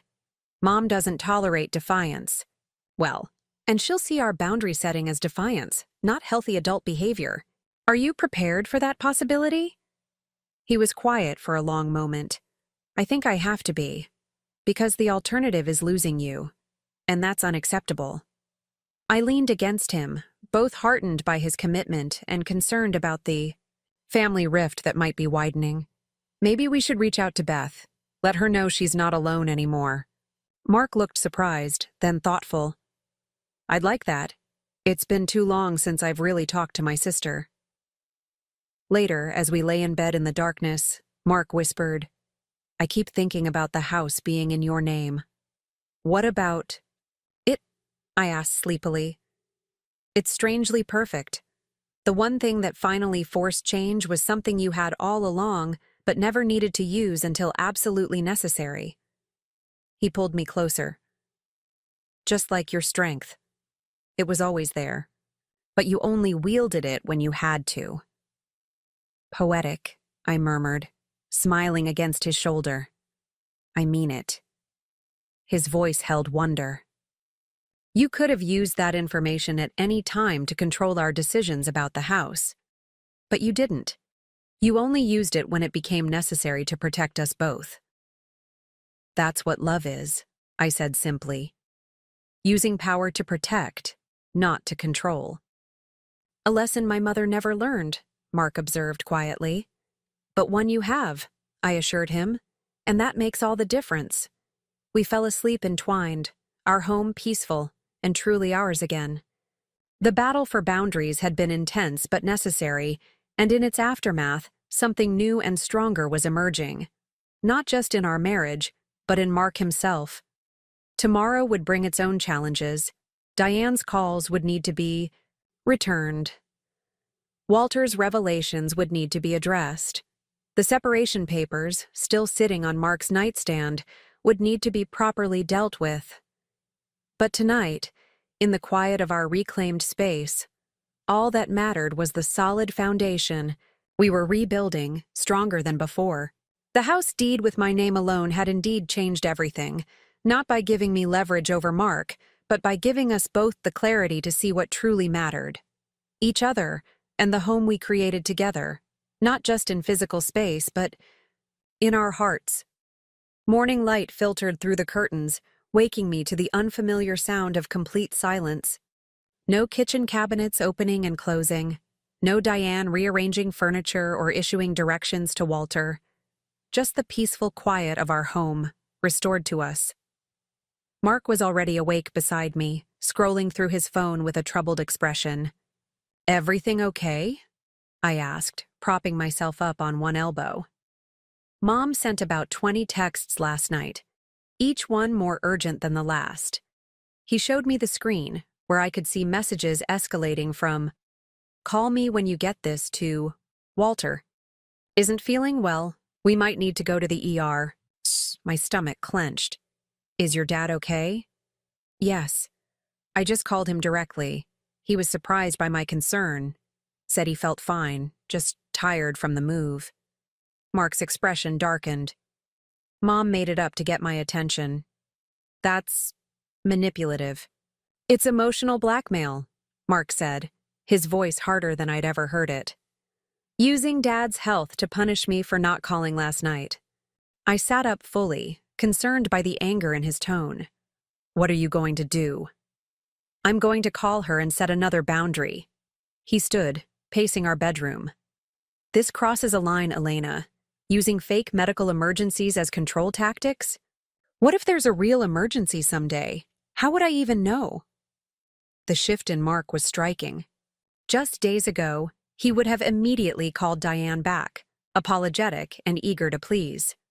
Now he was recognizing and naming her manipulation for what it was.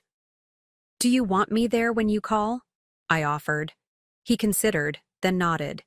Yes, for moral support, but I need to do the talking. We moved to the kitchen, making coffee while Mark prepared himself for the conversation. When he finally dialed Diane's number, he put the phone on speaker and placed it on the counter between us. Mark, finally! Diane's voice was sharp with reproach. I was worried sick when you didn't answer last night. Good morning, Mom, Mark replied, his tone deliberately calm. I spoke with Dad a few minutes ago. He says he's feeling fine. A brief pause. Well, he was having chest pains last night. You know how he downplays his symptoms. Mom, Mark said firmly, I need you to listen carefully. What you did, claiming Dad had a medical emergency when he didn't, is not okay. It's manipulative, and it damages my trust in you. I never said it was an emergency, Diane protested. I said he wasn't feeling well, which was true. And if you had called like you were supposed to... I told you I would call today, and I am calling today, Mark interrupted. I had plans with my wife last night, which you knew about. Plans that were apparently more important than checking on your parents after we were forced to leave our son's home. Diane's voice dripped with hurt. This is exactly what I'm talking about, Mom. The guilt trips, the manipulation, the exaggeration. Mark's voice remained steady. It has to stop if we're going to have a healthy relationship going forward. I don't know what's happened to you, Diane said, her tone shifting to wounded disbelief. Ever since that woman... Elena, Mark cut in sharply. My wife's name is Elena, and you will refer to her respectfully, or this conversation ends now. I stared at him, astonished by his firmness. Diane seemed equally shocked, as several seconds of silence followed. Fine, she finally said, her voice tight. Ever since Elena insisted on these new boundaries, you've been different, cold, distant, not like my son at all. I'm still your son, Mom. I'm just an adult son with his own life, his own home, and his own priorities, which include my marriage. Mark took a deep breath. I love you and Dad. I want you in my life. But it has to be on terms that respect my choices and my relationship with Elena. And if I find that difficult, Diane challenged, then you'll have a choice to make, Mark said quietly. Just like you did with Beth. Another shocked silence. Your sister chose to cut us off, Diane finally said, her voice defensive. We tried to help her, and she rejected us. That's not how Beth tells it, Mark replied. And frankly, after experiencing how you've treated Elena and our home, I'm inclined to believe her version. You're comparing situations that aren't remotely similar, aren't they? Rearranging our home without permission, criticizing Elena's choices, attempting to undermine her career, trying to control every aspect of our lives. Sounds pretty similar to what happened with Beth. I can't believe you're speaking to me this way. Diane's voice wavered between anger and hurt. After everything we've done for you. I'm speaking to you honestly, Mom. Maybe for the first time in my adult life. Mark's voice softened slightly. I don't want to lose you the way Beth did, but that means things have to change. Everything was fine until Elena decided, no, Mom. Everything wasn't fine. I just pretended it was to keep the peace. Mark looked at me, his eyes conveying silent apology and resolve. I'm not doing that anymore. For Elena's sake, for our marriage, and for my own well-being. Diane was quiet. For so long I thought she might have hung up. Finally she spoke, her voice cold and controlled. I see. Well, if that's how you feel, perhaps we should take some time to reevaluate our relationship. Please tell Elena she's gotten what she wanted. My son turned against his own mother. The line went dead before Mark could respond. He stared at the phone, a complex mix of emotions crossing his face: pain, frustration, relief, and something that looked almost like freedom. Are you okay? I asked softly. No, he admitted, but I will be. He looked up at me. She's going to cut me off for a while, try to punish me into submission like she did with Beth. Is it what you expected? Yes and no. He sighed, running a hand through his hair. I knew she'd be upset. I didn't know I'd feel so relieved after standing up to her. I moved to embrace him, feeling his arms tighten around me. I'm proud of you, I whispered. That couldn't have been easy. It wasn't, he agreed. But it was necessary. He pulled back slightly to meet my eyes. I meant what I said, Elena. I'm done pretending everything's fine when it isn't. Done letting her manipulate and control us. Even if it means distance for a while? Even then. His resolve was clear. Because some distances heal more than they hurt. My phone buzzed with a text from Zoe. Coffee today? Need updates on the in-law situation. I smiled, showing Mark the message. Mind if I go? I could use some friend time after all the drama. Go, he encouraged. I should call Dad anyway, make sure he's really okay and explain what happened with Mom. And Beth? I suggested gently. Maybe it's time to rebuild that bridge too. Mark nodded thoughtfully. Maybe it is. An hour later, I sat across from Zoe at Bridgetown Brews, recounting the morning's confrontation. He actually stood up to her? Zoe looked impressed. Directly challenged her manipulation? Yes, it was. Remarkable. I couldn't keep the pride from my voice. It's like watching someone break free from invisible chains, one link at a time. And how did the dragon lady take it? About how you'd expect. Hurt, defensive, eventually threatening to re-evaluate their relationship, which apparently means giving him the silent treatment until he falls back in line. Will he? Zoe asked the question I'd been asking myself. I don't think so, not this time. I stirred my coffee thoughtfully. Something shifted in him, Zoe. He's seeing her behavior clearly, maybe for the first time in his life. Thanks to you and your secret weapon deed, Zoe grinned. Still can't believe that worked out so perfectly. Like the universe was saving it for exactly when you needed it most. I never wanted to use it as leverage, I admitted. It felt manipulative. No more manipulative than his mother moving into your home without asking, Zoe pointed out. Sometimes we need to use the tools available to protect ourselves. My phone buzzed with a text from Mark. Just spoke with Beth. She's coming to visit next month. Just her. No kids or husband yet. Baby steps. I showed Zoe the message, my heart lifting with hope. He's rebuilding bridges his mother burned. Good for him, Zoe said sincerely. And good for you, for helping him find the courage to do it. I just held up a mirror, I said. He's the one choosing to really look at what he sees. When I returned home, I found Mark in the backyard, pruning the Japanese maple Diane had criticized. He looked up as I approached, a peaceful expression on his face. "Beth says hello," he said. "She's looking forward to meeting you when she visits." "I'm looking forward to it too." I sat on the garden bench, watching him work. "How did your talk with Walter go?" "Good, actually. He's not surprised by Mom's reaction. Says she'll sulk for a while, then try a different approach when it doesn't work." Mark set down his pruning shears, joining me on the bench.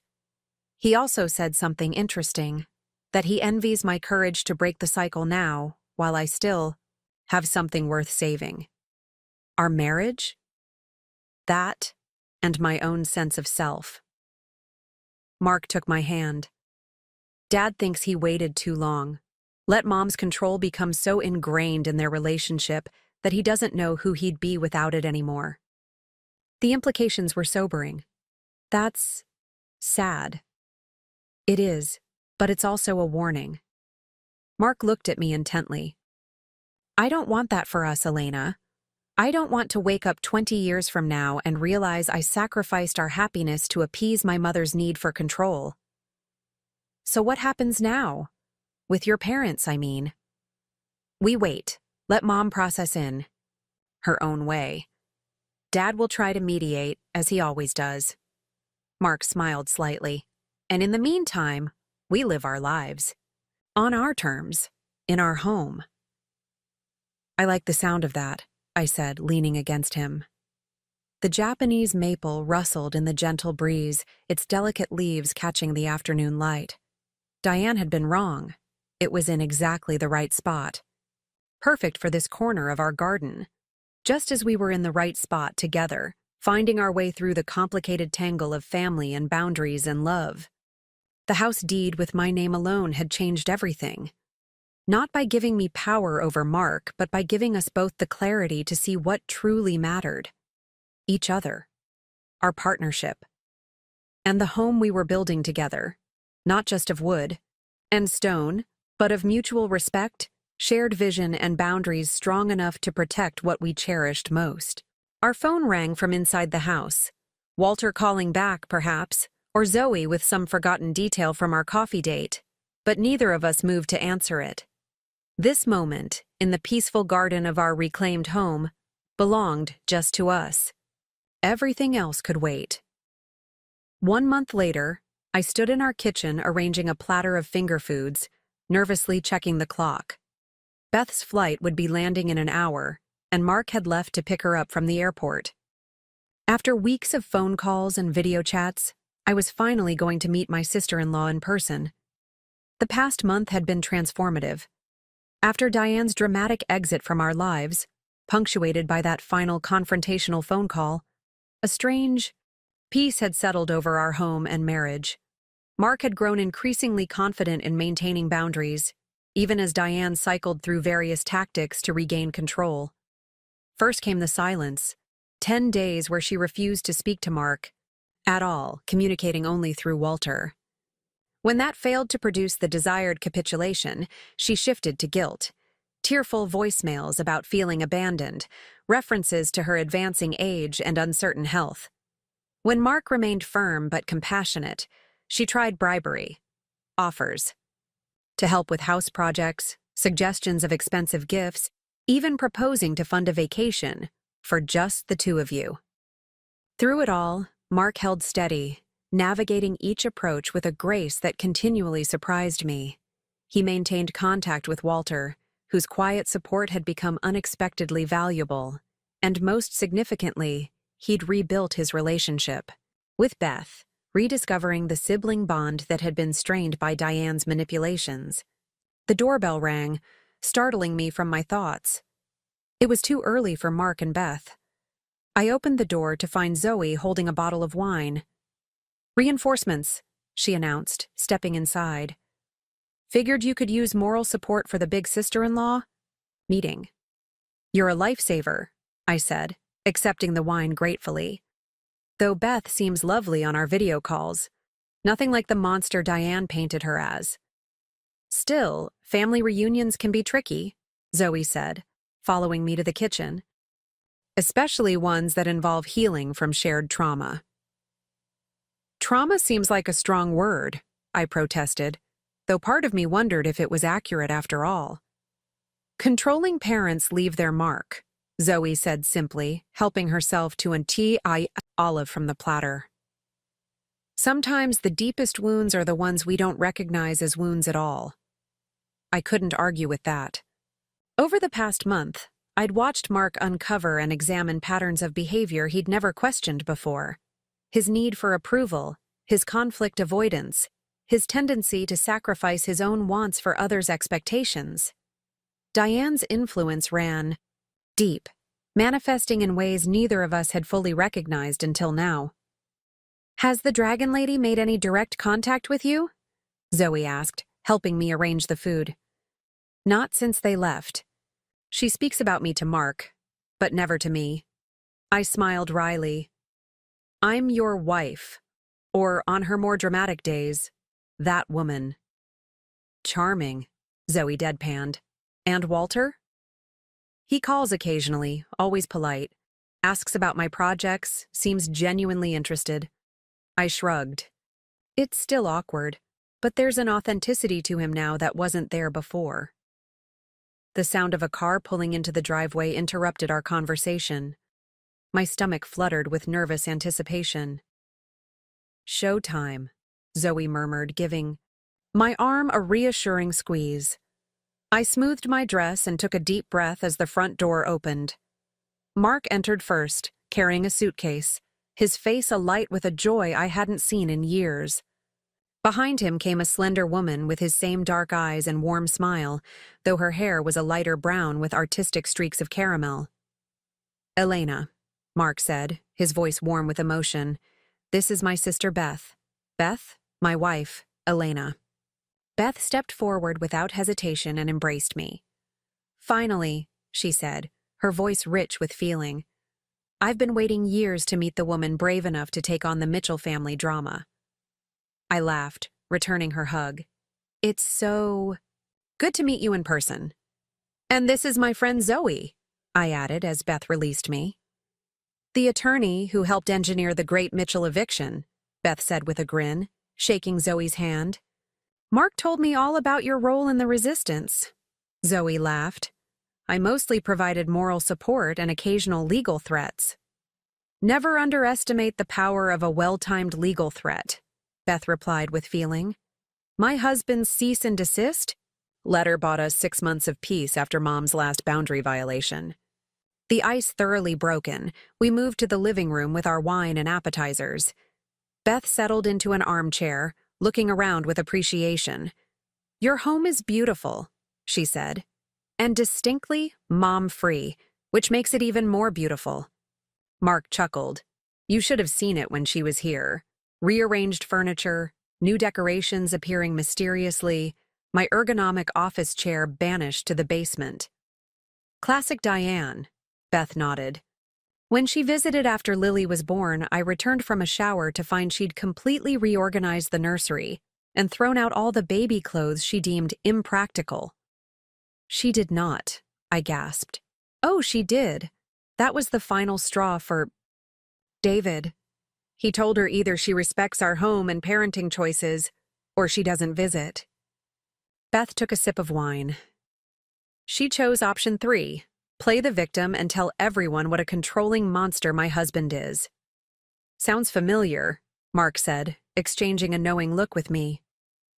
"So," Beth said, leaning forward eagerly, "tell me everything about the famous house deed showdown." Mark gave me the highlights, but I want all the delicious details. For the next hour, we recounted the entire saga. Diane and Walter's unexpected arrival, the escalating boundary violations, the financial deceptions, and finally, the confrontation. That changed everything. Beth listened with rapt attention, occasionally interjecting with similar stories from her own experiences. "The parallels are uncanny," she said when we finished. "It's like Mom has a playbook she follows whenever she encounters resistance." "Walter mentioned something similar," I said, "that there's a pattern to her behavior." "Dad's become surprisingly insightful lately," Beth observed. "Mark said he's been standing up to Mom more?" In his quiet way, yes, Mark confirmed. He calls me when she's not around, offers support, apologizes for enabling her behavior, all. These years, it's different. Good different? Healing different, Mark said thoughtfully. Like he's finally acknowledging his role in all of this instead of just passively going along.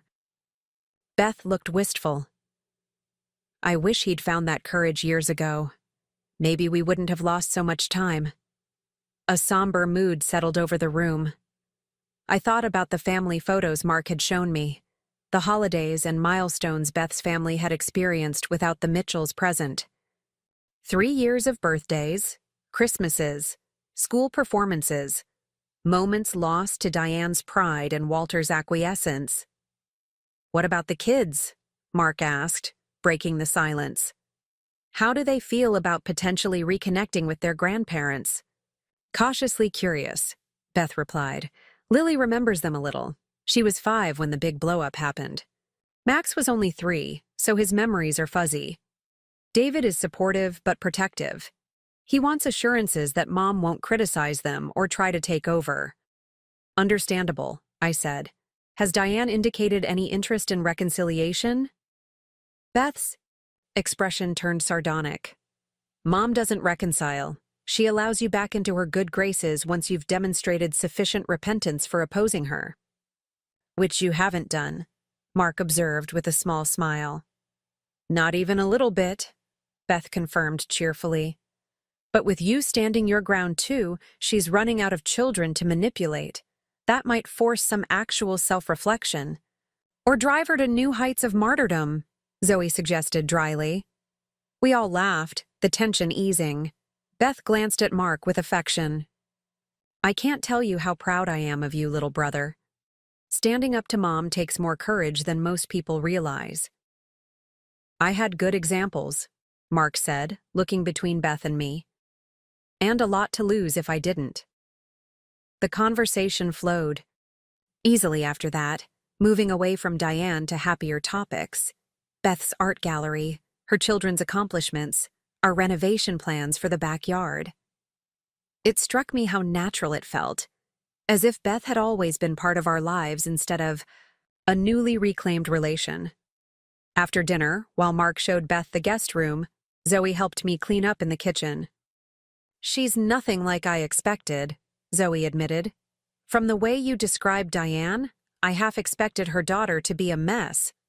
I know, she's so normal, balanced. I rinsed plates for the dishwasher. Maybe standing up to Diane early saved her from deeper damage. Or maybe she just had better support, Zoe suggested. She mentioned her husband stood by her through everything. Mark had you. External perspective makes a difference when you're dealing with manipulation. I considered this as we finished cleaning. Was that the key difference? Having someone who could see the situation clearly, who wasn't enmeshed in the family dynamics? It seemed too simple an explanation for such complex emotional patterns, yet there was truth to it. Later, after Zoe had gone home and Beth had retired to the guest room, Mark and I sat on our back porch, enjoying the mild spring evening. Thank you, he said suddenly, taking my hand. For what? For making today possible, for standing your ground when I couldn't, for giving me back my sister. His eyes shone with emotion in the dim porch light. I'd forgotten how much I missed her. You did the hard work, I reminded him. You're the one who reached out, who maintained boundaries with your mother, who kept rebuilding despite Diane's attempts to derail everything. Because you showed me it was possible. He squeezed my fingers. Do you know what Beth said to me at the airport before we even reached the car? She said, I like her already because she helped you find your voice. Warmth spread through my chest at his words. Your voice was always there. It just needed space to be heard. We sat in comfortable silence for a while, listening to the neighborhood settle into evening. Finally, Mark spoke again, his tone contemplative. I've been thinking about the deed. What about it? How perfect it is that the house is legally yours, when you're the one who made it a true home. He turned to face me. I want to keep it that way. I blinked in surprise. You don't want to add your name to the deed? No. I like the symbolism of it. That legalities aside, we share everything equally. That our partnership isn't about whose name is on paper, but how we treat each other. He smiled. Besides, it's your inheritance, your grandmother's legacy. It should stay in your name. His words touched me deeply. The deed, which had once been leverage in a family power struggle, had transformed into something else entirely, a symbol of trust and partnership. I love you, I said simply, because nothing else seemed adequate. I love you too. He drew me closer. Enough to fight dragons for you, even when they're disguised as my mother. I laughed softly, resting my head on his shoulder.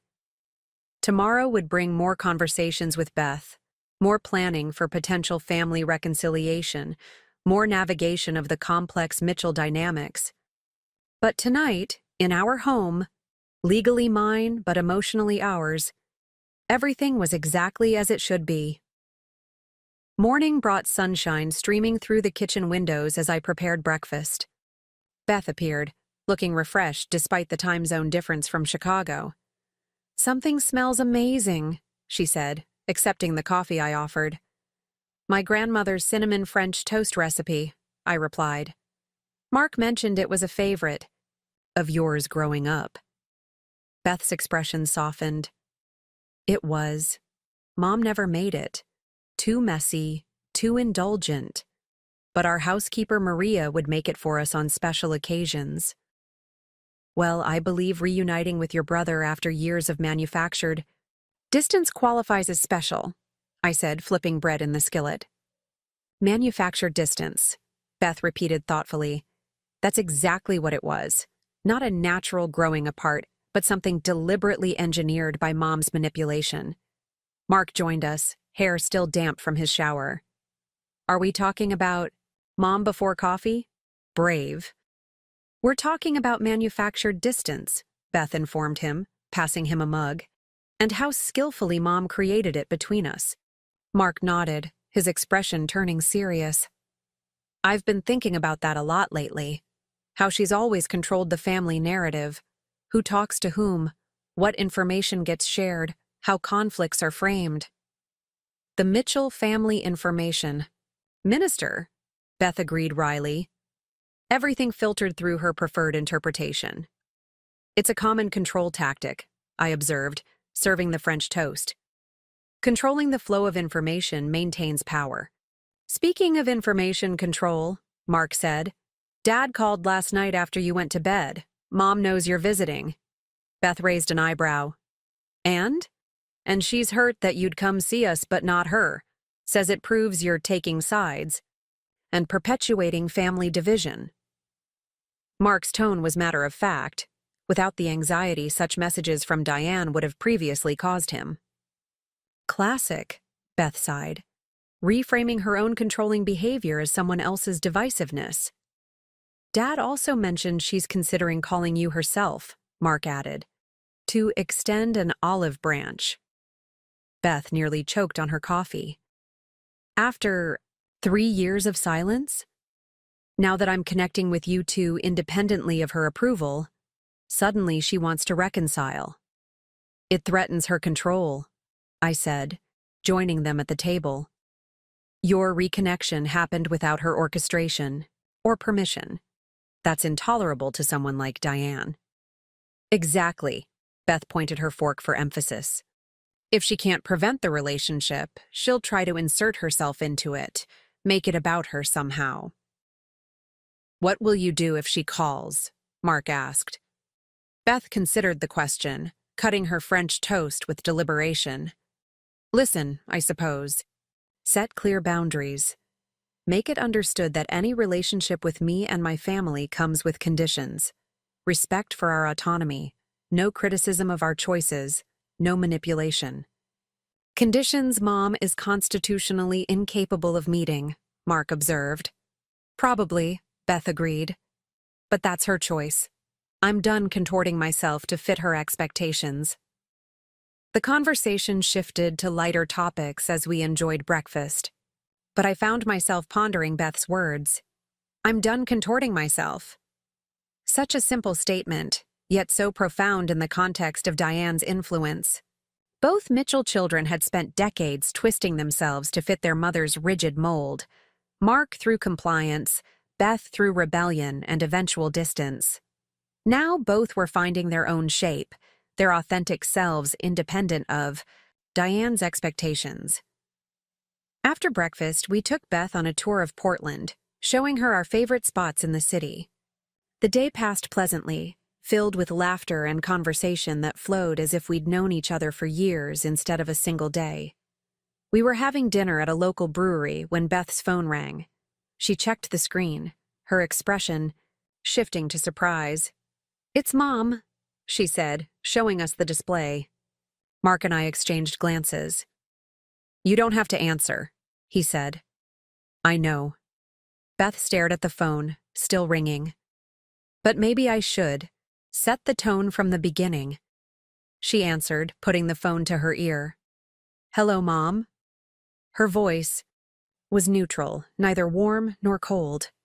We could only hear Beth's side of the conversation, but it was enough to piece together Diane's approach. "Yes, I'm visiting Mark and Elena." "No, it wasn't planned long in advance." "Because it's my decision who I visit and when." "That's not accurate, Mom. You chose to cut contact when I set boundaries." "No, David didn't turn me against you. He supported me in establishing healthy boundaries that you refuse to respect." Beth's responses were calm but firm, not rising to the emotional bait Diane was clearly offering. Mark watched his sister with undisguised admiration, occasionally nodding at particularly direct responses. "I understand you see it differently. Yes, the children are fine. Growing fast. Perhaps someday, but that would depend on several factors. No, not conditions. Boundaries. There's a difference." The call continued for about 10 minutes, with Beth maintaining her composed demeanor throughout. Finally, she wrapped up the conversation. "I need to go now. We're having dinner." "Yes? I'll tell them. Goodbye, Mom." She set the phone down, exhaling slowly. "Well, that was exactly as expected." "How so?" I asked, starting with wounded innocence about why I'm visiting you but not her, moving to revisionist history about our estrangement, followed by attempts to gather information about my family, ending with fishing for an invitation to visit, which I deflected. Beth took a long sip of her beer. "Oh, and she sends her warmest regards to both of you," which is Diane speak for "I'm pretending to be magnanimous while plotting revenge." Mark laughed despite himself. "Your ability to navigate her tactics is impressive." "Years of practice, therapy, and the perspective that comes with distance," Beth replied. "It gets easier to recognize the manipulation when you're not in the middle of it." "Will you consider letting her see the kids?" I asked carefully. Beth's expression turned thoughtful. "Maybe. With very strict parameters. Short visits, public locations, David or I present at all times." She sighed. "They deserve to know their grandparents, but not at the cost of their emotional well-being or our family peace." "That seems fair," Mark said. "More than fair, considering." "What about you two?" Beth asked. "Any plans for direct contact with her?" Mark and I exchanged glances. "We're taking it slowly," he said. "I talk to her briefly each week, keeping conversations light and redirecting when she tests boundaries. Elena hasn't spoken directly with her since they left. By Diane's choice, not mine," I clarified. "I'm open to civil interaction, but I won't pretend the past didn't happen." Beth nodded approvingly. "Healthy boundaries Mom hates them but needs them more than anyone I know. The rest of Beth's visit passed in a blend of sightseeing, deep conversations, and planning for the future. We discussed a potential family gathering later in the year, neutral territory where the Mitchell children and grandchildren could reconnect with minimal drama. Whether Diane and Walter would be included remained an open question, dependent on Diane's ability to respect boundaries in the intervening months. On Beth's last morning with us, as Mark loaded her suitcase into the car for the airport run, she pulled me into a warm hug. "Thank you," she said simply. "For what?" "For giving me my brother back, for creating a home where he could find his voice, for standing firm when it would have been easier to capitulate." Her eyes shone with emotion. "You've done what I couldn't. Helped him break free without breaking ties completely. He did the hard work himself," I insisted, "because you showed him it was possible." Beth smiled. "The house deed was just the catalyst. Your strength was the real agent of change."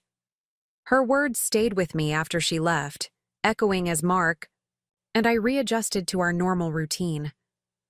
There was truth in what she said. The deed had been merely a tool, a lever to shift a stuck situation. The real work had been in the boundaries we established, the unity we maintained, the vision of partnership we defended. 2 days after Beth's departure, we received an unexpected delivery, a large, flat package addressed to both of us. Inside was a painting, clearly Beth's work, depicting a craftsman house much like ours, bathed in warm light, with the silhouettes of 2 figures visible through the windows. The accompanying note read simply, "Home isn't about whose name is on the deed. It's about who makes the space sacred with love and respect. Thank you both for showing Mom what she never understood, that true family supports rather than controls. Love, Beth." We hung the painting in our living room, a visible reminder of what we'd fought for and won, not just a physical space, but the right to define our relationship on our own terms. A week later, Walter called with news. Diane wanted to have dinner with us. A fresh start, she called it. No mentions of the past conflict, just a chance to begin again with clearer understanding.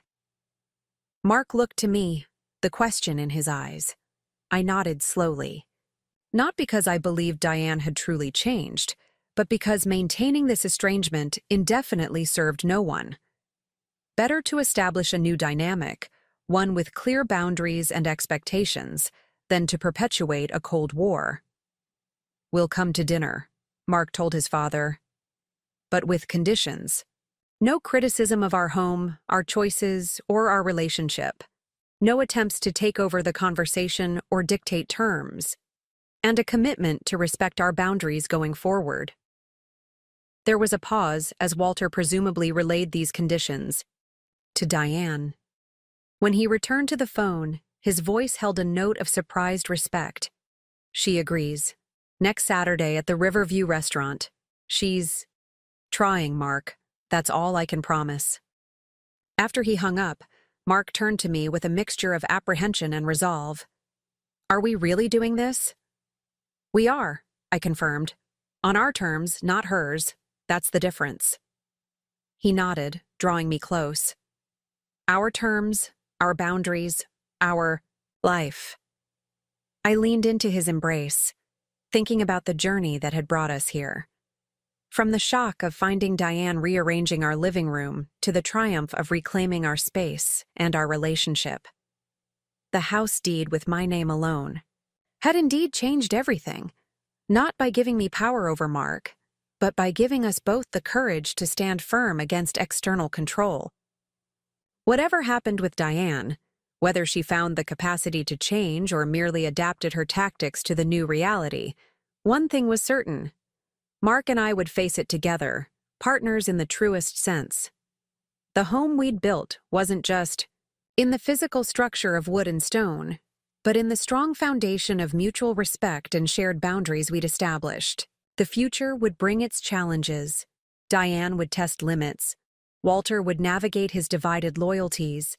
and Mark would continue to unravel years of conditioned responses. But we had proven our resilience. We had found our voices.